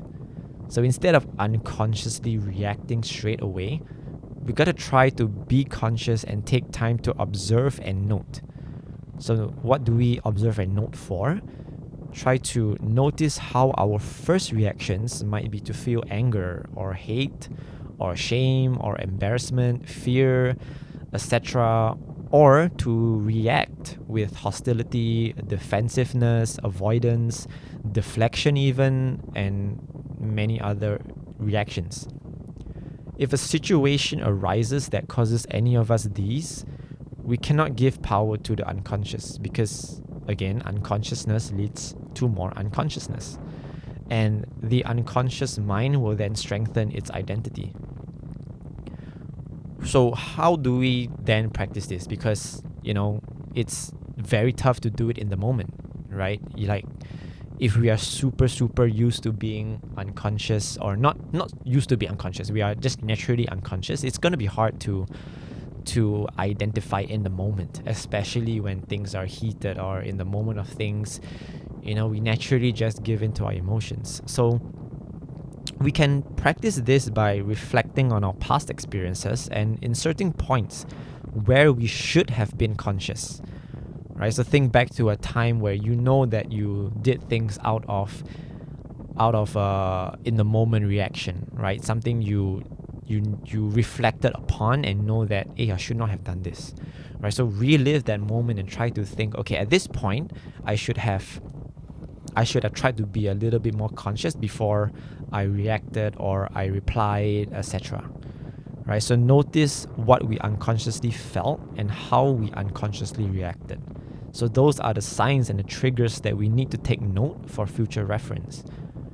Right? Usually there will be a certain feeling, emotion, or trigger that is common throughout all our unconscious reactions. Right? For example, we feel it in our chest, or we feel our muscles tighten, right? Or we, roll our eyes or something like that, right? So when those specific things come about again in the future, those are the triggers that we can use to tell that we are going into unconsciousness. We're going to do something that we did not think through, right? So that's the point where we should, pause, take a moment, breathe, right? Try to think a little bit more, be a bit more conscious, watch and note and observe what we are feeling, and try to then come up with a better positive reaction that helps the situation. Unlike the hot coal example that I used before, or the book used before, it is unfortunately not as easy to drop something intangible, right? So again, that's another thing that I tried to think about or realize when I was reading the hot coal thing, right? It's easy to let go of a physical, tangible thing, whereas emotions are not super tangible. You can't hold it, so you can't physically let it go, right? So yeah, I think that was also what I was trying to grasp my mind around when my mind about when I was reading it. And I thought back through to my therapy sessions, right? So sometimes they use the tool of visualizing the issue as something tangible, and then letting it go can be used. But of course, this may not work for some. Like for me, it didn't really work that much.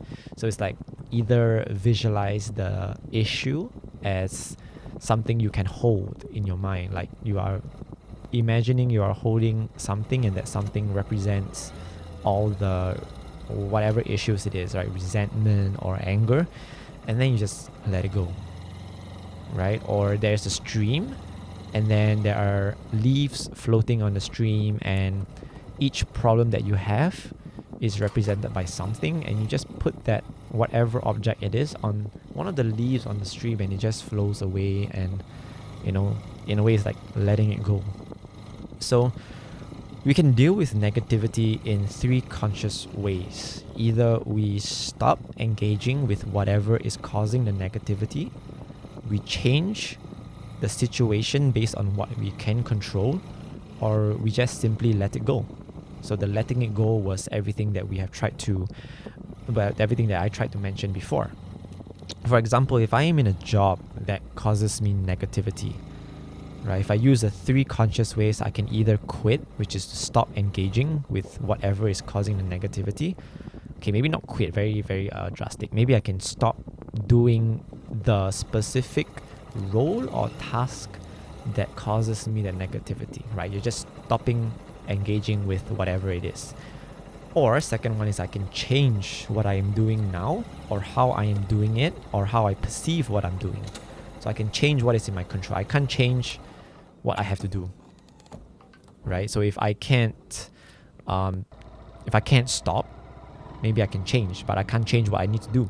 So I can change how I do it, or maybe how I perceive it, right? So it maybe feels a bit more fulfilling. It feels a bit more reasoned with, right? Or I can just let it go and accept that it is what it is, right? Sometimes we just got to do the job that we have signed up for, right? Just let go of the negativity and just accept that this is what it is. And then outside of these three options, which is to stop, change, or let go, there really is nothing else we can do to get rid of negativity. And we need to rid ourselves of negativity because our negativity pollutes our inner space, which is then reflected upon the world. What do I mean by that is, if we are holding on to negativity internally, it will unconsciously be put out into the world through the things we do, say, and simply the energy that we give off, right? It's very easy to tell when someone is having a bad day because maybe you can read body language, but for those that can't really read body language, you can just kind of get the vibe out of someone that they are a little bit off, right? They have bad energy, we would say bad vibes, right? So that is contagious, right? If you are in a room of 10 people, right, and you are the only one that's neutral, everyone else has a bad vibe, you are also going to start giving off a bad vibe. You're going to start feeling bad as well, right? So unresolved or unaccepted negativity then turns into problems, which, as mentioned in point 10, over time becomes part of the pain body, which we then start to identify with, because by then we are already unconscious, right? By the point we get to problems, we have already let our unconscious fester and grow for a certain time because we have not accepted or not resolved negativity, and now it's a problem, right? Like, think of it as problem is the second stage of unconsciousness. The first stage is just not accepting it, right? Not stopping, not changing, or not letting it go. Then it turns into, give it time, it turns into problems, and then problems will then become your pain body. We're basically letting the mind and emotions take over our internal space, where our internal space should be what we identify with, which is like our purity or whatever you feel like your identity is. So yeah, negativity is something that we should be trying to drop every single day, because we face negativity every day, right? There's no day where there is no negativity, right? Even if it's not within, like, oh, we are super at peace, so we have no negativity, maybe for a few days, right? But in the external world, there will always be negativity. People will always give off bad energy, and we always have to be conscious of when those negativity surrounds us and not let it affect us, right? Either we stop engaging with whatever it is, we change the situation, or we just let it go. We let it pass by and not get affected by it. Reflection point number 15. This is titled Be Present Totally. So, okay, let's say now we understand the logic and process of handling past negativity, right? We dissolve all existing unresolved and unaccepted problems. Then we drop negativity as it comes, and let's say we disidentify with the past and focus on being conscious now, right? So everything from the past is totally resolved. All the accumulated problems that we had so far is settled. We resolved it, we're not holding on to anything, and we are conscious now, right? So what then about the future, right? There is so much to worry about, better places to possibly be, scenarios to prepare for, and etc., right? The future brings so much uncertainty and fills us with hope simultaneously. So firstly, we need to realize and see that the future cannot be controlled. Living life always trying to control the uncontrollable is a miserable life to live, honestly, right? And secondly, being fixated on the future means resisting the present. If there will always be a better time in the future, here is never good enough. We will never be happy where we are at, because there will always be a better time in the future. And even if we reach that better time, there will be an even better time that follows, right? It's the whole, like, we are always seeking something, and there will be no end to that seeking, right? So it is not about pointing out that being present totally is the only way. There are many ways to live other than being present, but it is probably the only logical way if we don't want to be miserable. It is not that it is impossible to live in the future. It is possible. We can if we want to. It's not something that we cannot do. But then why will we choose that knowing that there is no end? Because there will always be a future to get to, right? So we end up reducing the present to a means to the future. Does that make sense, right? So because we always want to get to the next place. Whatever we're doing now is to get us to that next place. And then once we get to that next place, we will still be using that next place to get to another place in the future. So we are actually not living our lives, we're living to get to somewhere always. It's like a cycle, it just keeps happening, right? So the present, unlike the future, is finite. Every present moment is fleeting, and we should treasure it by being consciously present in every moment. If we are unhappy, we should take action now by removing ourselves, changing something, or accepting it. Just like dealing with negativity, right? We stop, or we change, or we let it go. Stress is caused by us living in the future, and our present is spent ruminating on the future instead of taking action. We want to be in the future, but we are not readily working on getting there. Right? Thinking about it is not doing the work to get us there. Right? So it's not saying that being the present means screw the future. Right? But it's about doing things, physical, actionable things right now that, maybe gets us to where we want, and focusing on that action because that action is done in the now. Right? Compared to thinking. If we're thinking, we are living in the future because we're not doing anything at the present moment that helps us get to where we want to be. Right? So there's that fine line in between living in the future and living in the present. Right? So what happens when we spend our time ruminating on the future is we start to form up countless what ifs. Or in essence, we overthink. So as the Stoics say, we suffer more in imagination than in reality. Don't let what ifs bring us worry because they do not exist. It is possible that none of them will ever exist. Something entirely different than what we have thought up or conjured up in our heads might happen. So there is no point wasting our time and attention and focus on that, but using the time and focus and attention on the actual situations that are here right now in the present. So technically we only have now to deal with, right? Spend our days taking action to get somewhere instead of waiting for it to come. Don't wait to start living. And I read a quote somewhere that says, we cannot add more days to our lives, but we can add more life to our days. Waiting denies the present in hope for the future, and it disregards what we have now for what we want.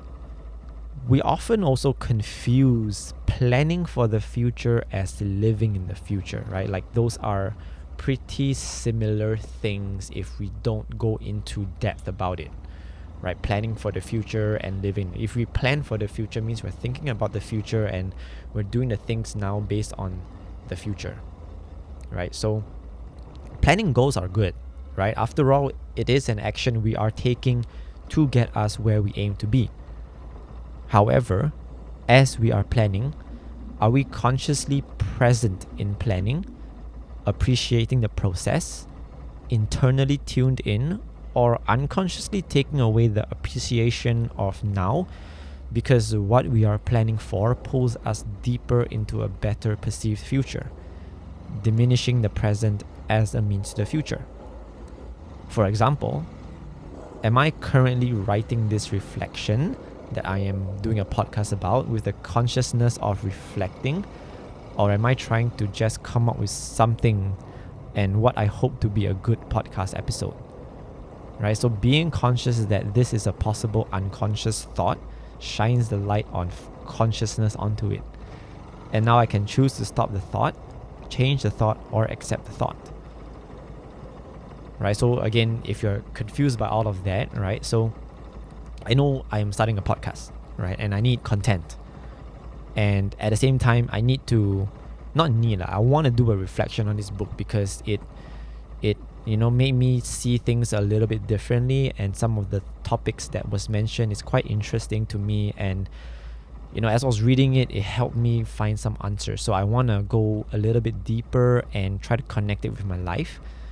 So at the same time, again, I got a podcast, right? So as I'm writing this, I know that, okay, this is something that I can use for my podcast episode.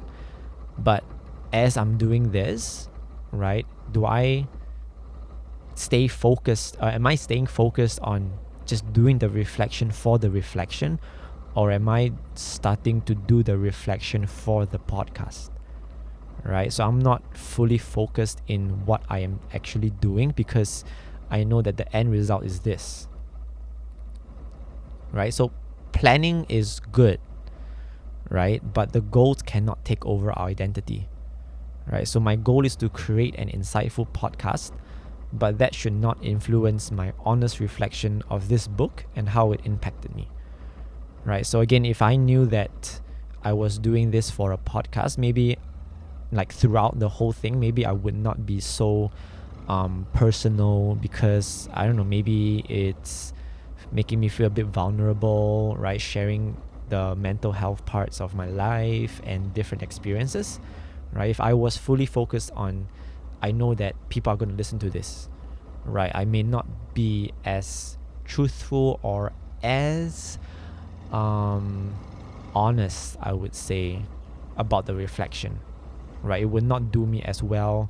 The reflection will not do me as well as if I were to just be focused on reflecting, not knowing that people will listen to this and whatever. It's like just for me, right? It's like when we talk to ourselves, we are more open than if we talk to other people, right? So yeah, that's the whole thing about being present totally, right? You just tend to do things the way it should be done if you are focused on what you are doing. If you start to focus on other things that is in the future, especially in the future, you're not going to do the things the way it should be done because you are just focused on the end result. And the end result usually has a different-ish quality to it than what the actual task you're doing now demands. Reflection point number 16, titled Inner and Outer Purpose.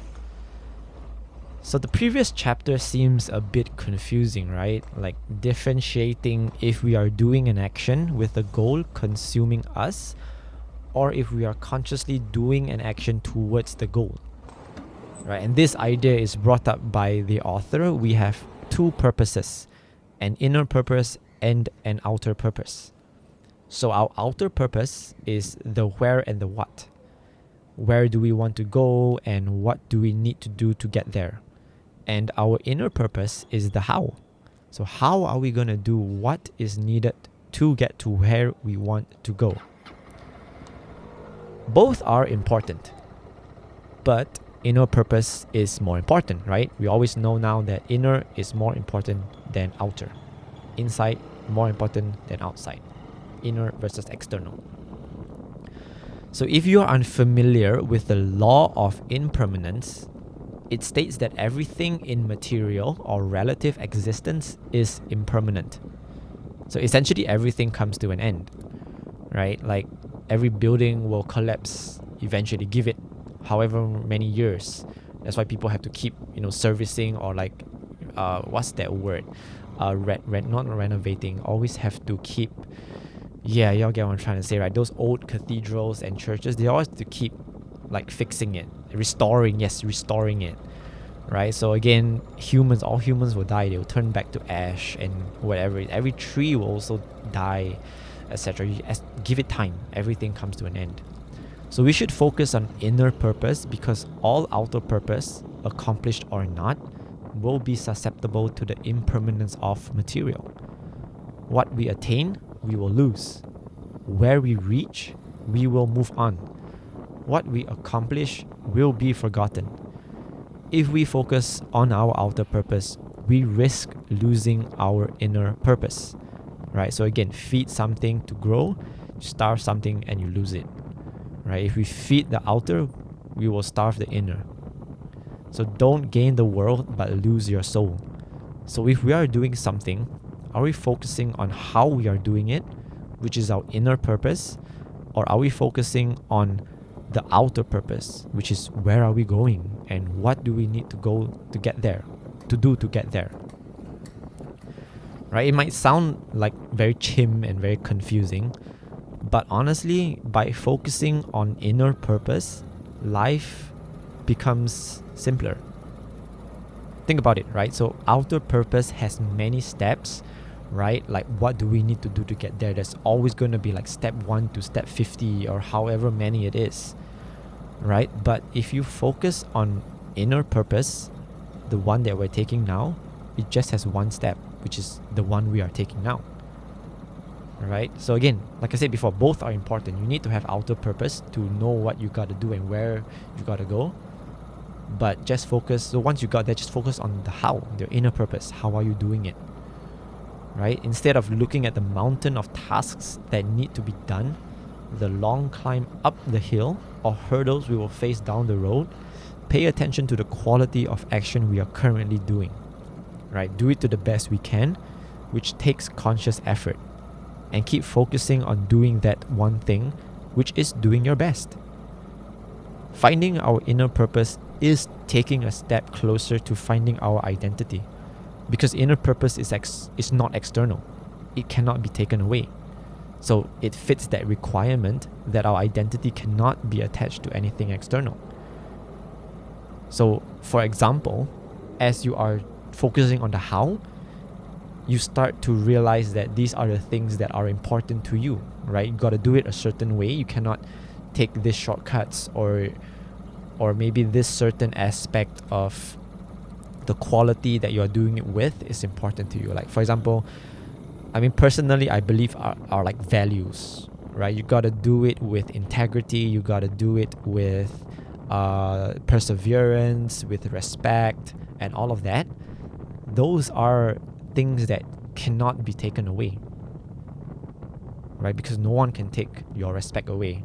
Like your own respect that you give out, no one can take that away, right? So as you do things and focus on the how you are doing it, you start to learn about yourself, your inside self, right? And even if what you learn is something you don't like, then you can change it, right? Change it to something you like, and that's you working on your inner self. You are you are molding your identity as you choose, right? So you have something now more favorable that you like to attach yourself to, and it's a more healthy part of yourself to attach to than external things like how you look or the attention you get or the validation you get from other people, right? Those, yeah, I mean, it may still like give you happiness and whatever, but you are internally who you want to be, and that is the best feeling ever. Reflection point number 17. This is titled The State of Presence. By now, we realize that the solution to a lot of things is to be conscious and present in the now, right? We know the importance of it, and without it, we revert to unconsciousness and all the bad stuff follows. And we might know what being conscious feels like, but how can we be sure that what we are feeling is consciousness, right? So at this point, if you had the thought of what actually is consciousness, like, what does it feel like? Have I ever felt conscious before, or is this what I think consciousness feels like? Right? So the author writes that the state of being present, the author writes that the state of presence is being still, but highly alert and free from thought. So he likened it to attentively waiting for someone or something. And if we have to think whether we are present, we are not. Because to be present is to be free from thought. Instead of our attention being on the things happening in the now, our attention is on our mind thinking if we are present. So the unconscious thoughts are breaking through because we did not initiate that thought. It is an involuntary thought, right? So again, I've mentioned before about the initiation of thought, right? Like unconsciousness is the thought being initiated without our consent, without us having to start the thought, right? It's involuntary. So if we think that what we're feeling is conscious, we did not start to ask are we conscious?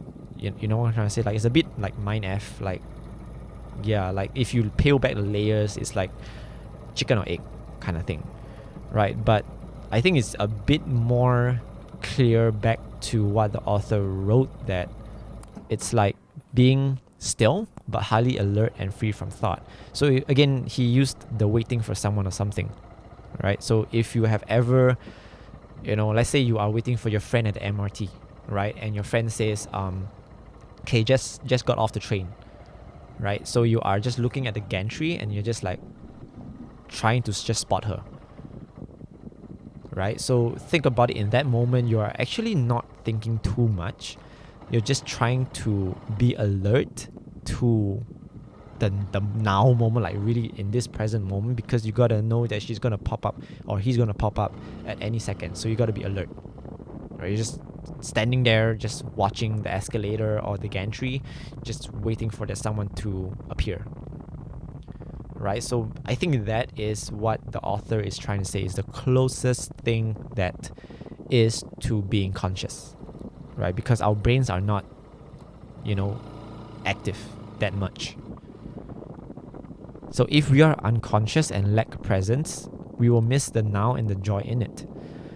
And when we lack presence, the world goes by unbeknownst to us. We miss the beauty of nature, we miss the details we ought to catch, we miss opportunities, and much more. We also miss the ripple effects of our choices both individually and as a collective, like climate change, brewing conflicts over territories, dissidents, etc. One source that causes us to lose our presence is technology, the virtual world.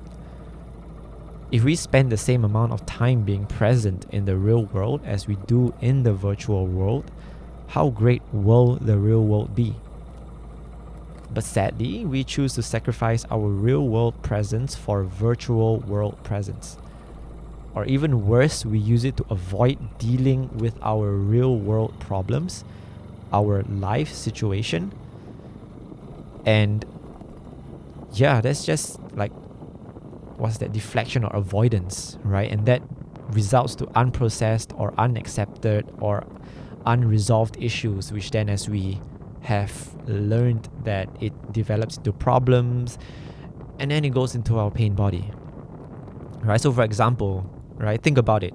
When we feel unhappy, we open social media, right? We feel bored, we play games online or we watch videos, right? We feel stressed, we online shop, right? We made a mistake and got scolded, we go online, we rant, and then we deflect all the blame, like, oh, this person said this and it's not me, right? We run and deflect online.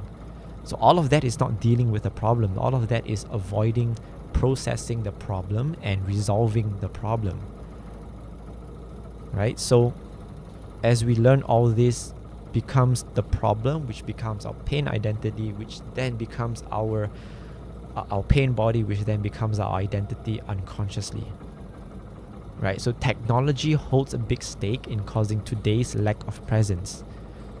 Another case in point is how it has shortened every user's attention span. So even if we do become present, it's not going to last.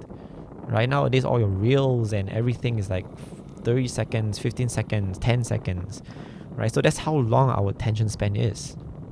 So if we even get to the point of being conscious, because we're only used to being, attentive for like 15 to 30 seconds, when we become conscious, we're only going to be conscious for that long, however long we have, changed our or influenced our attention span too, right? It's not going to last.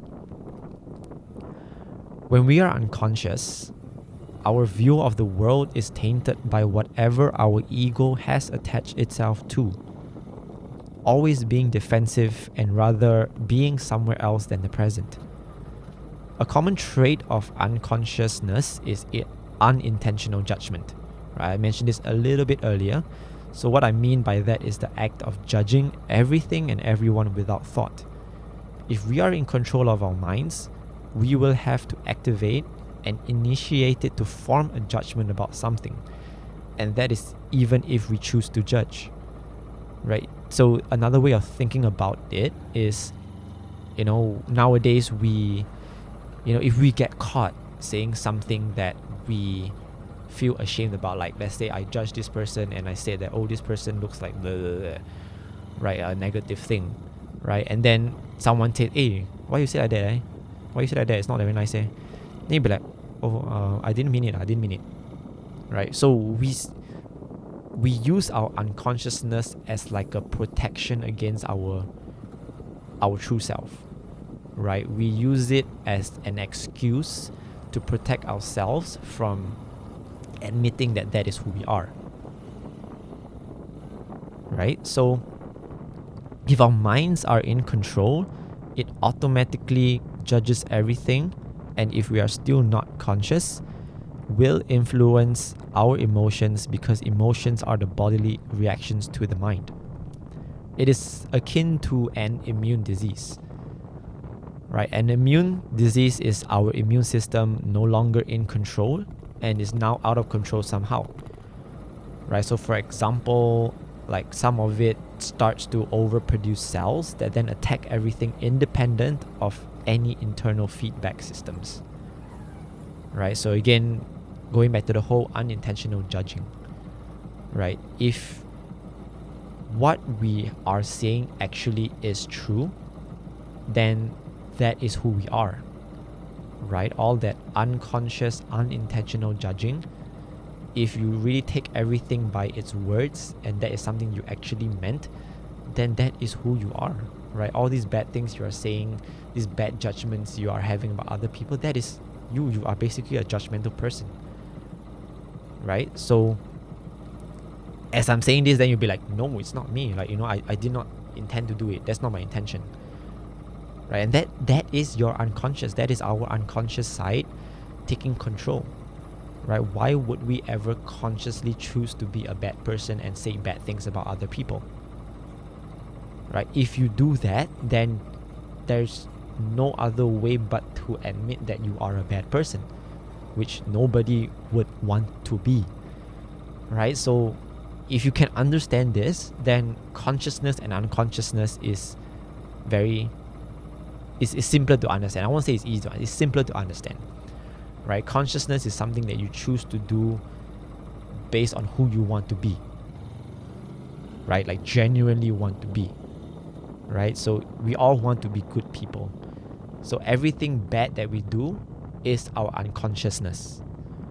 And how do we not do those bad things is to be conscious of who we want to be before we react, before we do anything, before we say anything, right? And even if we do say, certain times now and then, like all these bad things, be conscious about it. Like observe yourself, oh yeah, I did that, and then try to then move forward, adding a little bit more consciousness, like learning from that, like what happened so that I became unconscious again.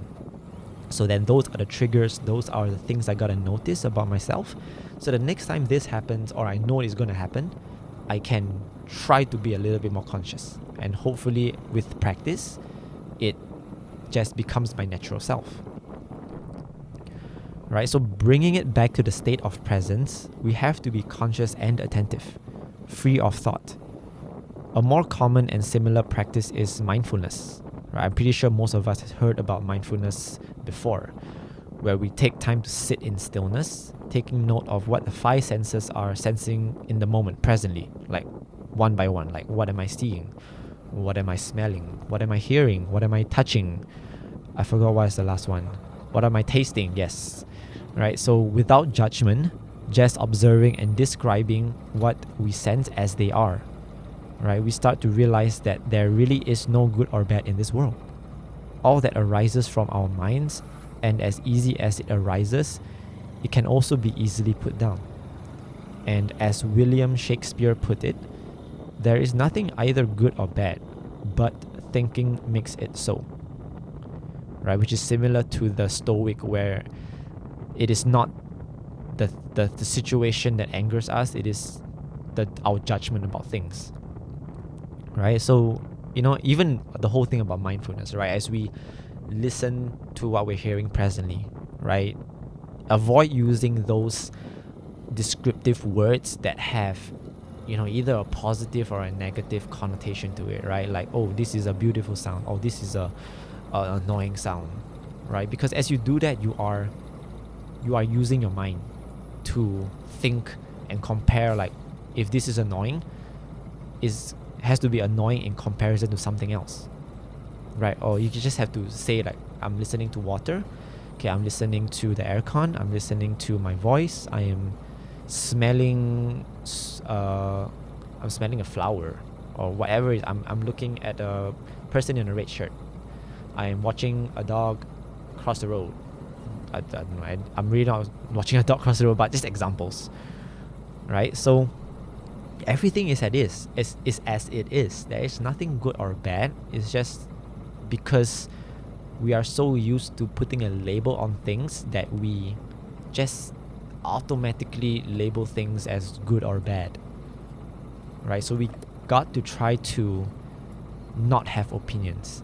And for those that know me recently, or maybe not recently, but like, you know, in the past few months or years as well, right? You've noticed that I've also tried to stop giving too many opinions, right? Every time you ask me like, oh, what do you think about this? Like, oh, I have no opinion. Like, it is what it is, right? Like, you know, just appreciate everything as it is.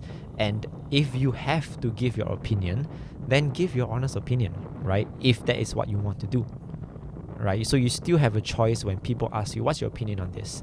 To have no opinion, right? Just because someone asks you to have an opinion doesn't mean that you should then have an opinion, right? Unless it is something that is important, something like your job, like it is your job to have an opinion, or you genuinely want to help someone, right? Then yeah, use your opinion, give your opinion. But if it's something that, you know, has no purpose at all, why bother having opinions? Just, it is what it is, you know? It is not good, it is not bad, it is what it doesn't affect me, right? If it really means that much to you, then okay, I will give you my opinion.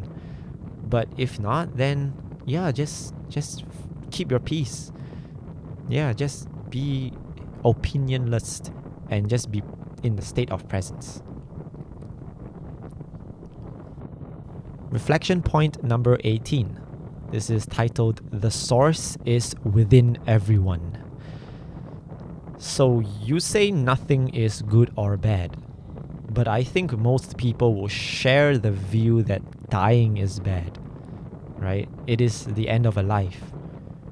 Personally, like for myself, ever since I can remember, even to the earliest memories, I always had this existential crisis within myself. Like for real, like, is death the end? What happens after we die? Dying seems like a bad thing. And at this point, like presently, I realized how weird it was for me to have had such thoughts so young.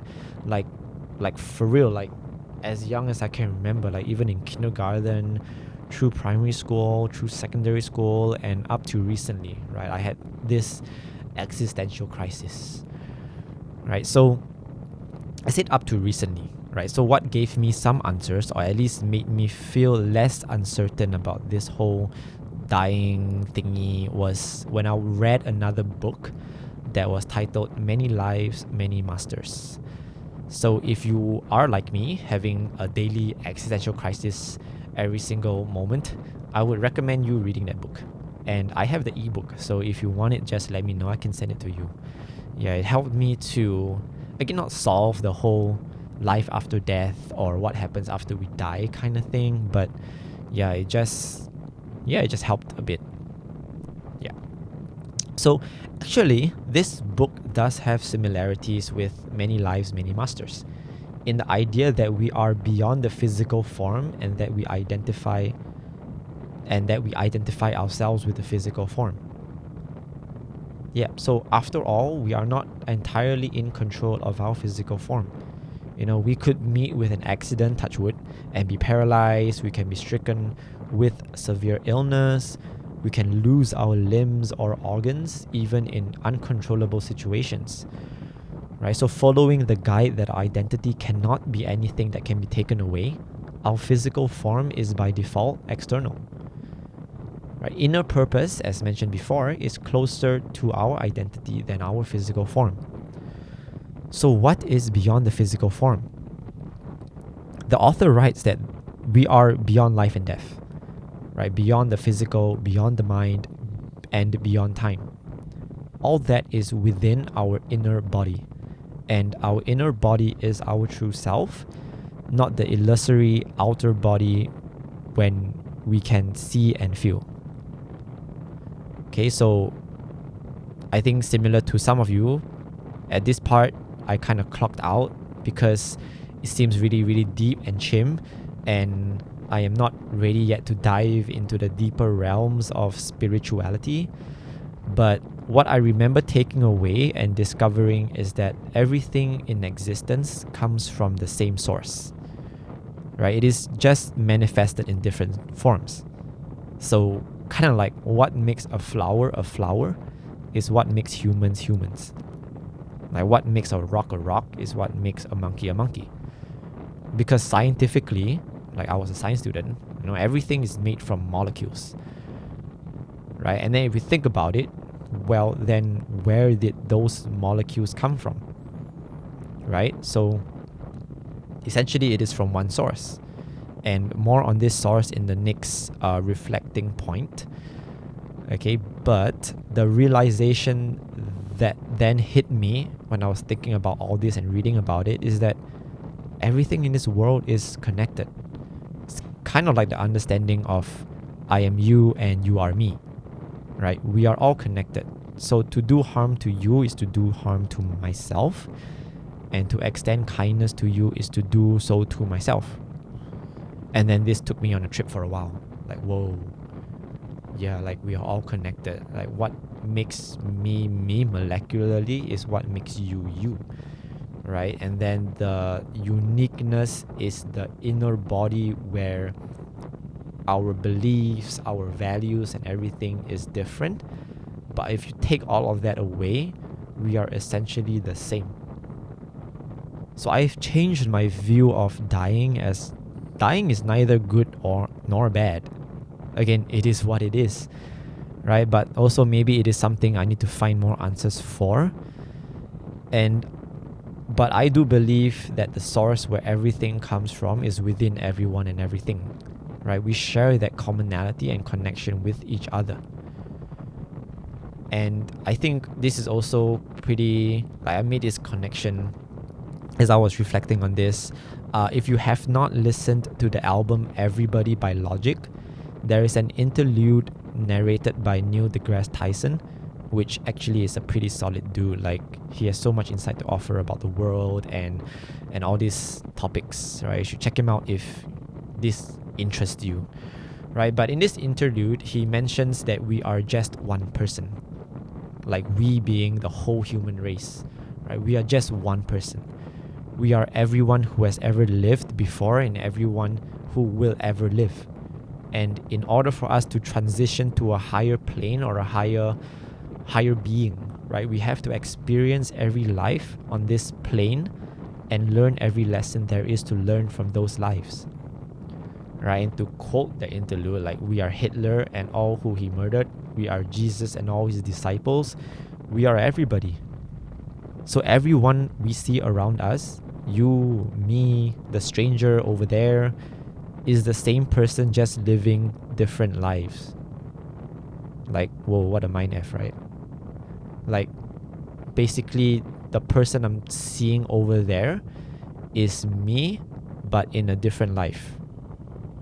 Right? Once you have that perception of life, then I think it's a bit easier or more natural to then treat everyone with kindness, because that is you, right? That is you in another life, right? Everyone around you is you in another life, right? And again, if you do that person harm, you are basically doing yourself harm. If you extend kindness to that person, you are then being kind to yourself, because that is you, right? So I know it's a little bit far-fetched for some people to think, but I don't know, it just makes it, I mean, not doesn't make sense to me, but it's not like it does not make sense either, right? So yeah, I think, like I said just now, it's maybe something to read more about on, or like just find more content to give different perspectives, right? So I'm still open to other perspectives out there, but at this moment, this is one that is quite intriguing to me. Yeah, hope it is to you too. Reflection point number 19, understanding the source. So mentioned in the previous point, the source is like basically where everything comes from, right? This one place where everything that exists and doesn't exist come from, right? It is the source of energy that flows within us, and that is referred to the book as the unmanifested. Right? So why this is because it literally is something that cannot be seen, thought of, or imagined. Right? Which makes it a little bit more confusing and hard to grasp, because we cannot think of things that we cannot think about. Right? It's a paradox. You cannot think of things that you cannot think about. Right? That just makes sense. Right? So this word unmanifested is super confusing to me. So for now, I kind of switch it out with the word origin. Right? So the source is the origin. Right? It just makes a bit more sense. It's the origin. Okay, so it is, but I mean, when we think of origin, we always associate it with a place. Right? That's the only difference between origin and unmanifested. Unmanifested has no place. Right? So I'm just using origin as a way for me to just get through the idea of what the author is trying to give or bring out. Yeah.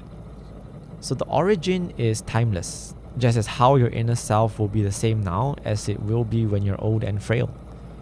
Right? We can't see it definitely, but through some practices we can feel it, or at least be aware of it. There are some practices in the book, and maybe another way to maybe understand the concept of this origin or source of inner energy is by using what the Eastern world commonly refers to as qi. Right? It's like when people do Tai Chi, right? They're channeling the qi within their body. Right? So the author describes qi as the energy, and the qi, the energy, has to come from somewhere. Right? Which is then the origin or the unmanifested. Right? It has to come from somewhere. It doesn't come out of thin air. Right? So the qi or inner energy is what connects the origin and unmanifested to the outer body, which is the physical universe. Right? So think of it as the source, qi or energy, and then your body. Right? So that's the linkage. Right? And the origin is a place of stillness, and how we get there is through the inner body, tracing it back to the source. So among all these practices in the book, right, I mean, I'm not going to go through all, because again, like I said, I'm not too ready to deep dive into all of these things, but you know, the common theme is to find ways to quieten ourselves and be still, kind of like meditating in a sense, right? So we want to try to create a gap in the incessant stream of thought, as said by the author, the cessation of thinking. Right? Being present in those gaps is to take ourselves into the inner body, and it is like opening a portal into our inner body. Right? How to get to the source, it is a little bit more confusing, and it's honestly something I still can't really fathom yet. But at least till the portal part, I think I'm still following. I'm still good to the portal part. You know, like quieten yourself, be super still, not think about anything, clear your mind, and then just look within. Right? I think until there, I'm still kind of okay. Right? So we can create these gaps in silence, but also in space. Right? Basically, it is in the absence of something. Right? So paying attention to outer silence creates inner silence, right? This is similar to the previous chapter of being in a state of presence, right? So being still, but being attentive and alert with no thought, right? So silence is like our inner body, and sound is our outer body. So sound is born out of silence, it dies back into silence, and during its lifespan is surrounded by silence. So silence, which is in the middle, is silence is timeless. Right? So again, noise has to come out of silence. If noise always persists, we will not have the concept of noise, because that will just basically be normal. Right? Again, it's like comparative concept, right? Silence and noise, they are two different spectrums. Right? So silence needs noise to exist, right? And noise needs silence to exist. right? If noise doesn't exist, we will not know silence is silence because there's nothing to compare that with, right? So pay attention to silence. Like, for example, the silence between sentences, the silence between sounds, or the silence in between your own breathing, right? We cannot pay attention to silence without simultaneously being still within. Right? Again, if we are trying to pay attention to nothing, like, yeah, we will naturally just be super still, right? So space is also exactly the same, right? Not space as in, I mean, yes, space in terms of like outer space and everything, but more of the concept of just space, right? So no object or thing can exist without nothing, which is essentially what space is. Space is nothing. Space is empty, right? Objects and things represent our physical body, and space represents our inner body. Every object and body comes out from nothing, is surrounded by nothing, and will eventually return to being nothing. So space is timeless. It is forever existing, just like silence, right? And even more so in science, physicists tell us that the solidity of matter is an illusion, and that every solid is nearly 100% empty space, right? Because we are all made out of molecules, and in between molecules is space, and within those molecules is even more space, right? So essentially we are like almost formless, right? If you all ever watch Flash, you know how he vibrates his body so that he can pass through stuff, right? Yeah, I just thought of that when I read this whole every solid is 100% empty space and the solidity of matter is an illusion kind of thing. Right? So anyway, moving on to ask what is nothing, right? Like, what is nothing? What is the emptiness of space? Right? Define it. Right? That is our unconscious mind trying to make something out of nothing because its reality is being challenged and it needs to be defended by trying to reinforce its existence and belief. So there essentially is nothing in silence and space. And in its non-existence, it allows everything to exist. Right? So again, if there is no space, there can be nothing. There is nowhere for it to be. If there is no silence, there will be no sound because, yeah, as I explained before. Right? So this is the same as the inner and outer body. So by paying attention to something the inner body is similar to, we tune our being to its frequency and thus create a portal into our inner body. Right? Again, it's like the whole, how does Flash, go through walls is because he vibrates at the same frequency as what he's trying to go through so that he just connects with it. I mean, that's an example. If you need a visual visualization of it, right? So if we tune our own frequency to what our inner body is, using something from the outer body in the external space as a guide, then we are more likely to connect with the inner body. Like, whoa, like another mind F trying to wrap our heads around that stuff. But yeah, essentially this is the source. I mean, this is how to get to the source, whatever the source is. Yeah, I still can't really figure it out too much. But if you're interested in it, go and figure it out. Go and do some reading up on it and all. But I think why I am still on the same page as the book up to here is because it kind of makes sense.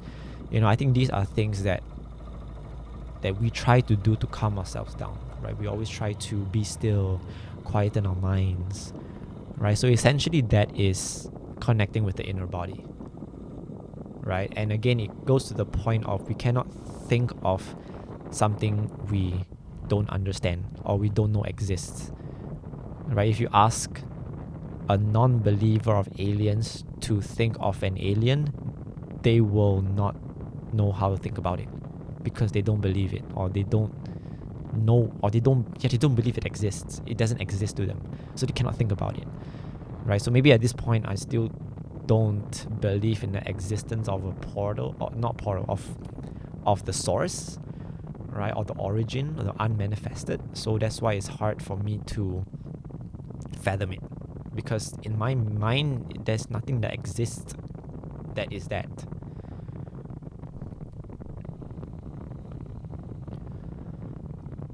Reflection point number 20. This is titled Peace is Beyond Emotion. So the source is a place of stillness, life, and no time. Is it something like peace? At this point, I can kind of hear the author saying, stop trying to make something out of nothing. Right, as mentioned just now, like trying to make something out of space. Space is basically nothing. You're trying to make something out of nothing. Right, and again, it is the mind trying to assert its existence. So instead of trying to understand what the source is or is not, let's try to understand what peace is. Peace is often confused with happiness, but it is not happiness, nor is it unhappiness. Happiness and unhappiness is dependent on something being good or bad. And good or bad are labels that the mind categorizes things which in their own nature is neither good nor bad. So these labels, good and bad, are our resistance to things being as they are. Right? We can be at peace when we are happy or unhappy. And finding peace is the conscious way to deal with emotions as they come. Emotions will rise in any situation, but we should not be so caught up in the labels we give that we resist accepting and allowing everything to be. Right? Not what it can become, but what it already is. If we resist, we will continue resisting. Right? If we accept and allow it to be, we can then choose to stop, change, or let it go. Right? We cannot do two things at one time. We can only do one thing at one time.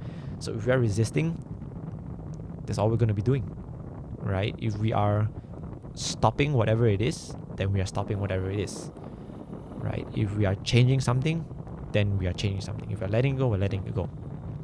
Right? And resisting is like not an end point, right? For example, like stop. If you stop something, that's the end point. You're stopping it. You move on. Right? But resisting is a continuous thing. Right? So you will just continue in its resistance, in your resistance to it. And to what end? I don't think there is an end. Right? So if we accept and allow and find peace in your situation, that is the way to end our life drama. And life drama, as termed by the author, is what we call the bad things that happen to us. So life drama is what turns into our life situation, which leads to pain body. Right? So now we have life drama, which turn to problems, which turn to situation, and then the pain body. Yes, so if you need like a kind of a progression per se, right? That's the progression. Right? So the underlying commonality between all of that is just resistance. Right? And where does this resistance come from? It is from our mind and our ego. And why does it come about? Because we are identified with our mind and ego, and hence elicits unconscious reactions, namely resistance. Right? So the ego, as mentioned back in point 7, lives in a state where it believes it is constantly under threat. The world is perceived as hostile and has to resist everything. But whatever ways it tries to defend itself, it never solves any of the self-created drama, because the ego itself is the problem. The ego is the one that is creating the drama. Right? And that created drama is then perceived by the ego as a threat. Right? So it's creating problems for itself. Right? Its main goal is to strengthen its own existence. So to choose non-resistance is a step towards disidentification with the ego, which is the way to end our life drama. And moving on, The easiest way to identify resistance is through negativity, right? Negativity of any form is inner resistance to what is. The ego tries to use this negativity to manipulate reality to get what it wants. It thinks that through negativity, it can dissolve undesirable conditions and attract desirable ones. However, all it does is the opposite. It keeps the negativity in place and prevents desirable conditions from arising. So the mind believes that by giving attention to an undesirable condition, we will somehow then be able to dissolve and overcome and resolve the undesirable condition. So it essentially creates a resistance to a situation, some of which does not even necessarily require our attention, so we can hopefully solve the problem. Right? So for example, when we get annoyed or triggered by things not happening to us, but around us and is actually oblivious to us, right? Was there even a need for things that are not happening to us to trigger us, right? And why does it trigger us? Because the mind is using it to create a problem in the first place, right? And here is where the problem lies, right? When unconscious, our mind does all of this in its own accord, right? Because it is so fast and automatic that we don't even realize it until we are fully, unless we are fully conscious, present, and aware, right? So again, as I was probably mentioning that whole example of being triggered and annoyed by things that are around us not happening to us, like for example, right, you are just chilling somewhere and then you see someone do something annoying to somebody else, right? And he's like, like why? Like why did we have to, pick up that, right? Why was that even created as a problem within us to elicit that negative response, right? So that is our mind basically creating a resistance to a situation, and it doesn't even require our attention, right? So that maybe we can solve it somehow. I mean, not solve their problem, but yeah, you see how confusing it is, right? So if we have actually just, like let it go, like not even engage with it, like let it be as it is, it's not happening to us, right? Not saying don't do anything, right? I mean, if you want to do something, go ahead, right? But if you're not going to do anything about it, or you're not focused on it, why are we letting things outside of us bother us, right? There are definitely some worthy causes that are not happening to us to stand up for, right? But I mean, like simple things that happen all around us, like those inconsequential things, right, that bother us even though it's not happening to us, right? So once we realize the absurdity of our unconsciousness, this is a step towards consciousness, right? I remember in the book there was an example of how if we're like say chilling, right, and then some annoying noise comes out, like let's say the building next door has an annoying dog and it just keeps barking, right? It's actually not a problem, but we get annoyed of it because our mind just picks up that problem and resists that situation, right? Like, oh, that dog should not be barking. That is resistance. So you get annoyed, right? But when in fact you can actually just not ignore it, but just accept it as the dog is barking. Okay lah, dog barking, or nothing you can do, right? So either we stop, we change, or we let it go. We can't stop the dog from barking. It's not our dog. We can't really change this. I mean, you can if you want to, right? You can go to whoever's unit or person's house the dog is in and knock on the door and like, hey, shut your dog up, right? But if you're not going to do that, then there's nothing you can do, right? Maybe you can wear earphones, right? If that is what you want to do, right? Or just let it go, right? Again, that is in the previous point of how do we drop negativity, right? So if we can't just let it pass, right? Like not even engage with it, right? Let's say we unconsciously engage with negativity, right? That's where the previous point of dropping negativity comes in. We stop, we change, or we let it go.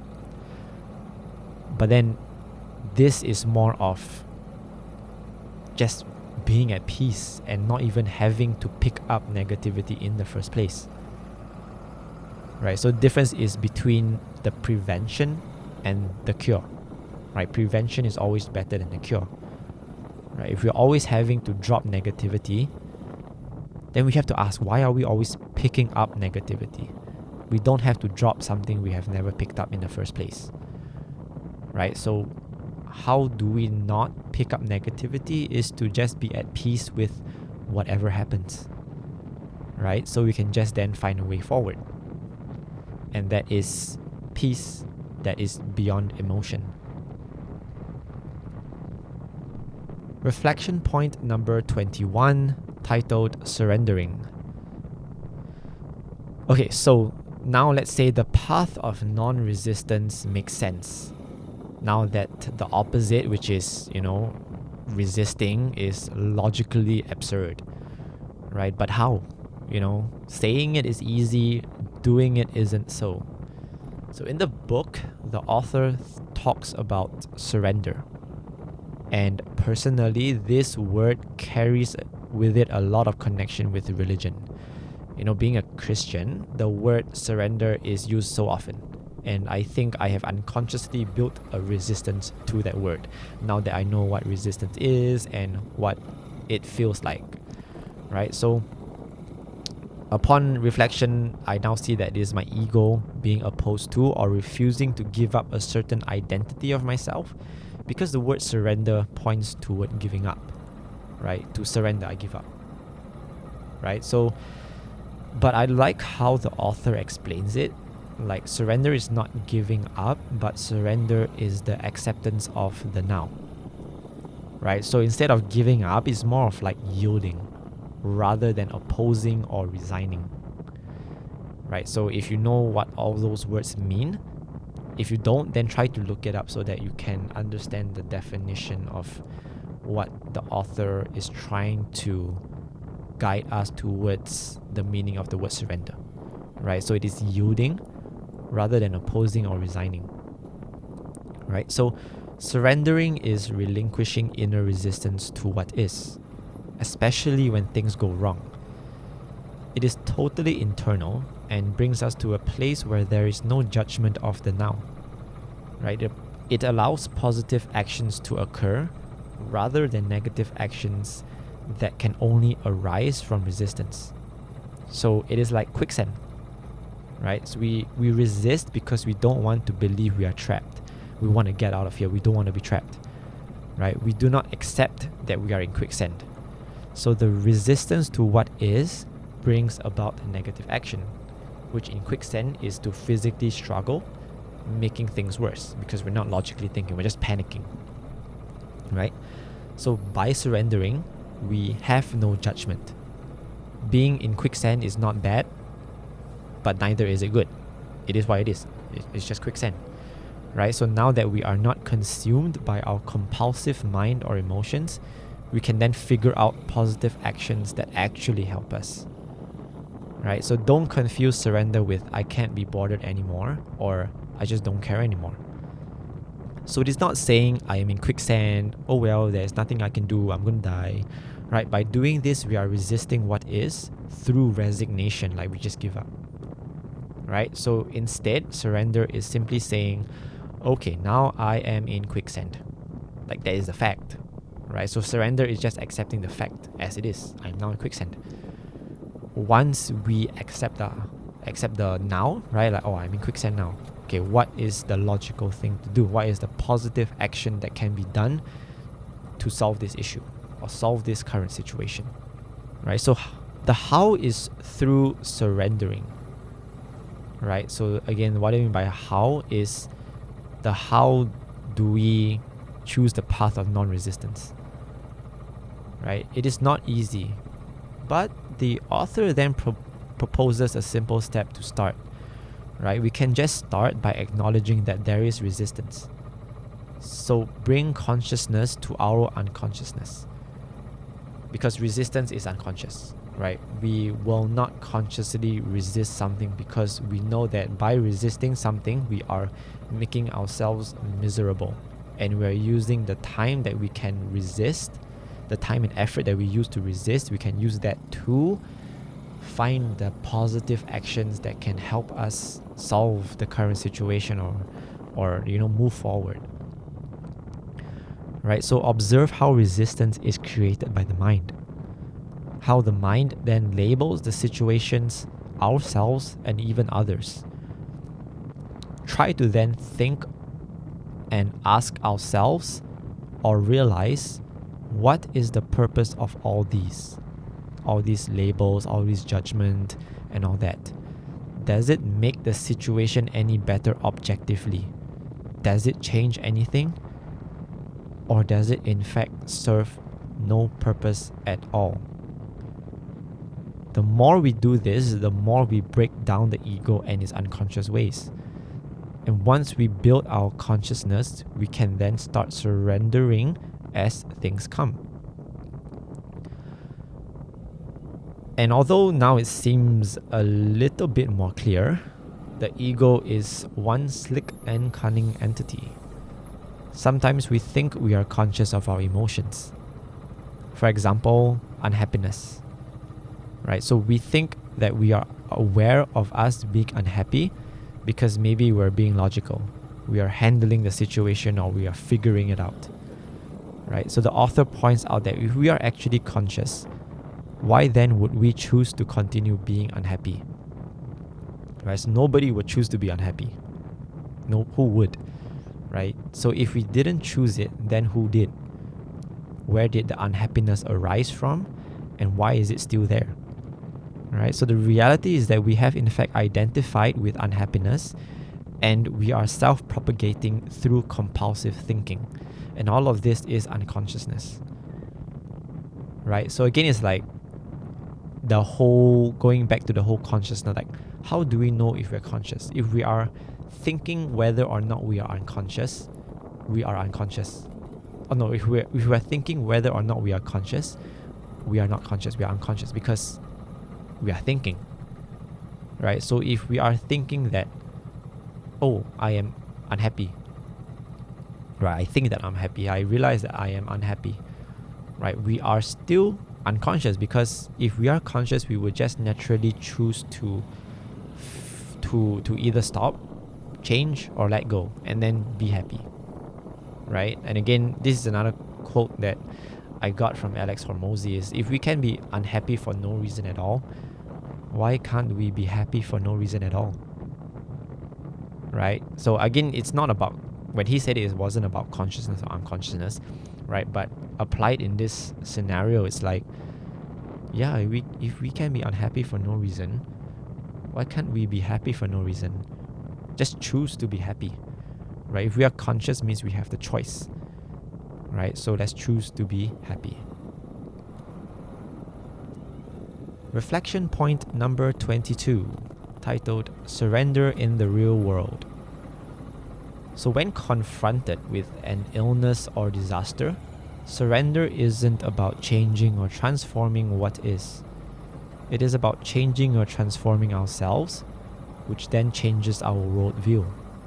Because everything external is a reflection of our internal state. There is no moment greater or worse than now. There are no problems now. We should use the illness or disaster to transmute our perceived suffering into enlightenment. So how can we apply this in real life? What are some real-world applications?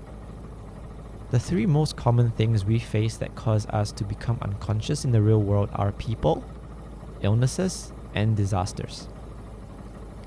So people refers to strangers, colleagues, friends, and various relationships. Illnesses can refer to mental illness, physical illness, spiritual, etc.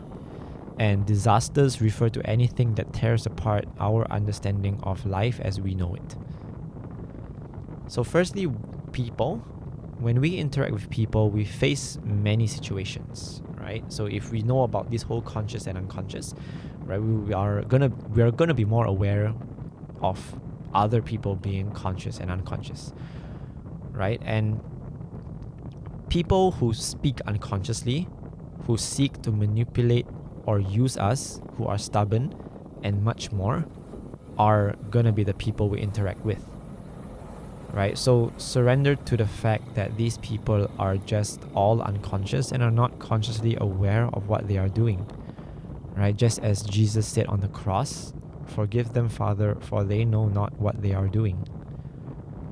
In these situations, we have to surrender in the moment and choose a positive action. So again, we can either stop our interaction, do something that changes the situation, or let it go and move on.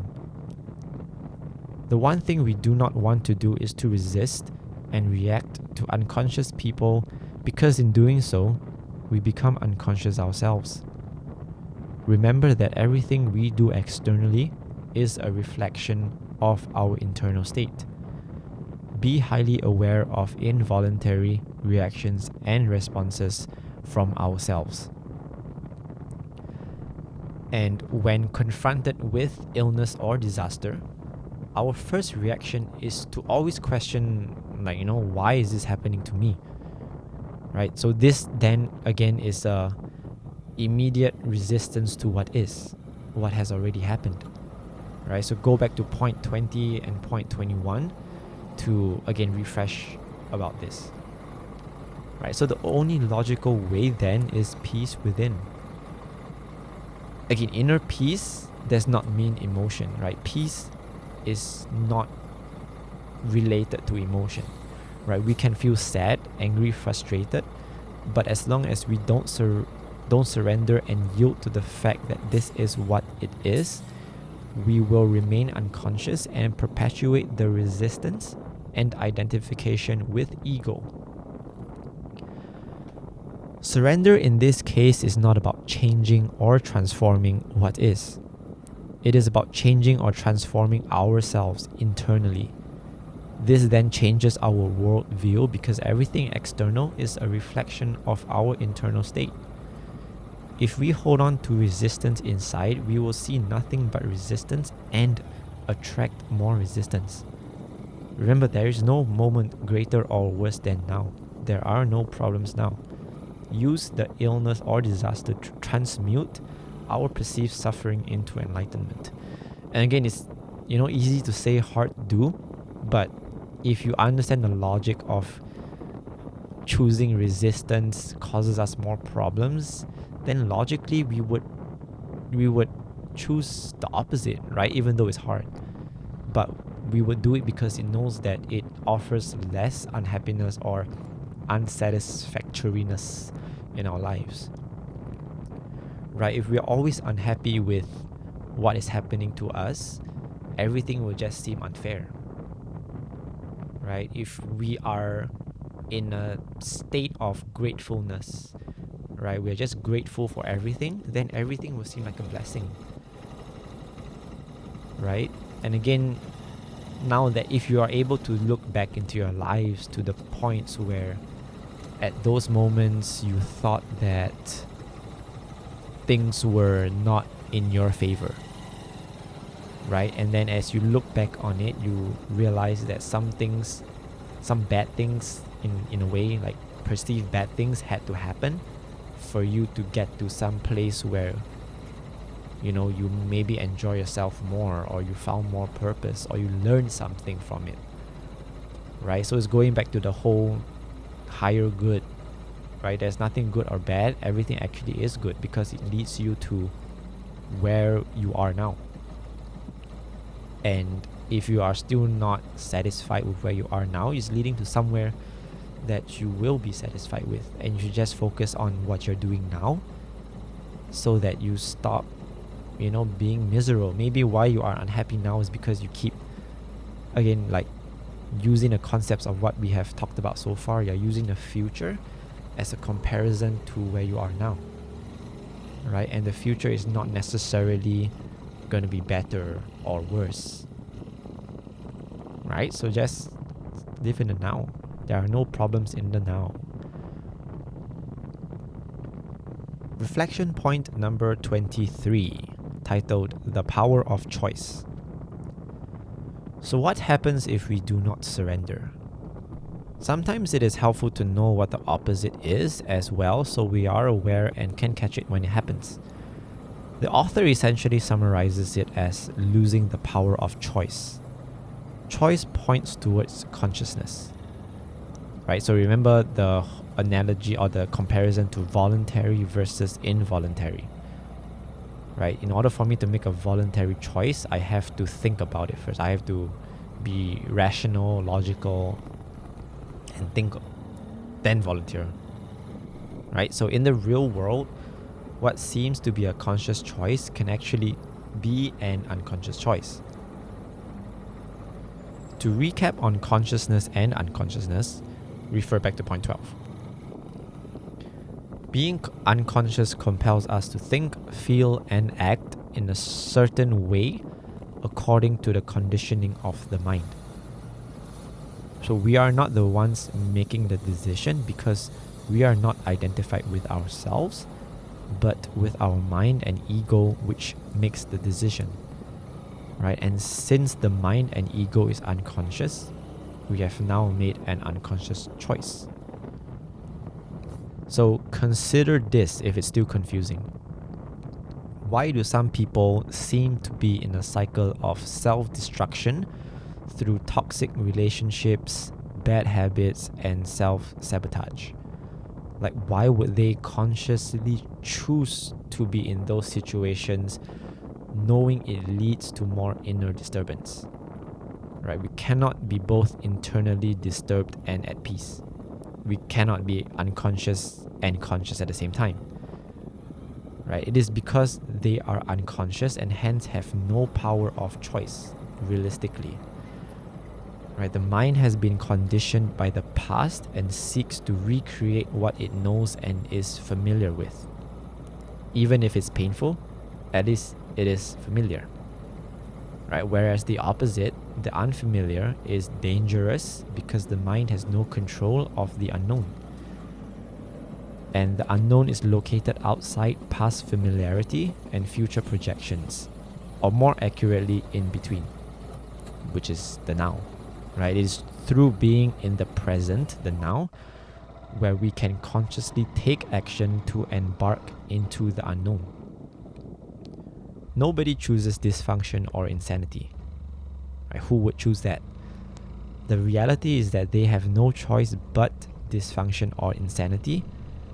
And more importantly, the shitty part is that although it is not a choice we consciously make, we still have to suffer whatever worldly consequences that arise from our unconscious choices. Right? So take a moment to think again. Are we in this cycle of self-destruction ourselves? Or do we know anyone in this cycle of destruction? If we can understand that all of this is a result of unconscious choices, how then can we be resentful to people who are unconscious? Just like how we need to shine the light of consciousness onto our own unconsciousness, we then need to be the light of consciousness that shines onto the unconscious parts of the world. Right? So we are no longer an individual, but part of something bigger. What we see in ourselves, the battle between consciousness and unconsciousness, we can expand and look at it in the perspective of the world, where the world is the outer body and we are its consciousness. Right? So the book ends with the interviewer asking the author, how do we know when we have surrendered? And the author replies by saying, when you no longer have to ask. Reflection point number 24, titled, Words Are Like Signposts. So this is the final reflection point. And this is actually not the last chapter. It was somewhere in the middle, but I chose to put this last because it helps us to make more sense of everything. We learn not by words that are spoken when taught, but by accepting a certain truth that we are pointed towards using the words that were spoken. So words are in fact just the middleman, and we should not get too attached or distracted by the words. So the author compared it to signposts, right? Signposts are not what we are looking for. They point us towards somewhere or something beyond itself. The sign isn't important. They simply point us to the goal. Similarly, the words are not important. They just point us to the truth. There will be certain words we have an aversion towards. For example, my aversion to the word surrender. If we get too attached to the words, we will refuse to go beyond to find the truth it is actually pointing towards. And our mind will attach itself to whatever preconceived truth we think is the truth. If we manage to live consciously, we will have to accept that we then live in a world where a good number of people around us probably do not share the same consciousness. They will react and say things unconsciously as they do not know what they are doing, which again is a reference to scripture. Remember that words are just signposts, and we need to then search for what the truth is. If the words used causes us discomfort, as mentioned, switch the words so we can focus on the beyond more clearly. If we get caught up by the words, it is as if we remain at the signpost instead of continuing our journey beyond to the truth and intended outcome. And most of the time, the signposts of the unconscious individuals point towards their own pain body more so than it points to us. Though we have to be conscious to find the truth in ourselves too. In this case, we can choose to react in a way that can pull them out of their deep or ordinary unconsciousness and awaken them to their consciousness. But it is ultimately up to them to awaken. We can only focus on how we are doing it, regardless of the outcome. Then we can choose if we want to stop engaging, change what we can control, or accept it is what it is and move on. In this case, we are the signposts, and it is up to them to go beyond and find what the truth is. This is one thought that actually, kind of made a lot of sense to me. So, the teacher does not create the teaching, and the taught does not create the teaching. Both the teacher and the taught together create the teaching. Every teacher has their own unique signposts and words. Every taught has their own unique way to perceive these words and signposts. We cannot control who teaches us. Sometimes we get teachers who would put up confusing signposts and words that don't make sense to us. Other times we get great teachers who give us exactly what we need the way we understand. We can definitely hope to stick with those great teachers, but the solution is in focusing on our ability to decipher, filter, and navigate any and all signposts. One day, we will be putting up these signposts and words for someone else. So lastly, you can think of it as reflection point 25, but it's more of just my final thoughts. This book started with a story of a beggar sitting on a box, asking for money from passerbys. So one passerby stopped and told the beggar that he had nothing to give. So the passerby then asked the beggar what was in the box he was sitting on. The beggar replied that he doesn't know. The box has always been there, and he has just been using it as a seat. So the passerby, asked the beggar to open it, and the beggar did. And to his surprise, within the box contained gold, treasures, and much more. So the author said that he is the passerby, and we are the beggar. He can only point us to the truth, and it is up to us to find it within ourselves or to realize that we have possessed the knowledge of the truth already. We just needed a signpost to guide us to the beyond. Before reading this book, I was playing around with a thought, and the thought is this: nothing we understand can exist outside our realm of belief. So in order for us to fathom something existing, be it an idea, a form, or thought, we must first believe that it is possible. So again, the previous example I said before, if I don't believe aliens exist, I will never understand or fathom what aliens are. So whatever you understood from this reflection is what you believe in, whether you realized it before or not. But now you do. And similarly, what you do not understand are the things that you don't believe in. And now you are also aware of it. So in this case, I was the signpost, and you have gone beyond to discover the truth, or your truth, right? And maybe now you realize where you have been stuck at, which signposts you have been stuck at, right? So I think what has stuck with me until now is that whole idea of not being able to think of something that you don't think exists, right? Because I think also recently, as I was preparing this podcast recording, this reflection recording, I was caught up with the whole, how do we know what we don't know, right? Because what we don't know is kind of like outside our realm of what we think exists, because we're not aware that it exists. Technically, it doesn't exist because we're not aware of it, right? So yeah, this whole, not being able to fathom the things that we don't understand makes me think about how much is there that we don't understand. And recently I also read about this effect. The Dunning-Kruger effect occurs when a person's lack of knowledge and skill in a certain area causes them to overestimate their own competence, right? So basically they think they know enough to know about the subject, but in reality they do not have the competence because they don't know enough about it. So they know just enough to think that they have the whole idea, but in actual fact they do not, right? And it's because they are not aware that there are things that they still do not know, right? So am I at that point, right?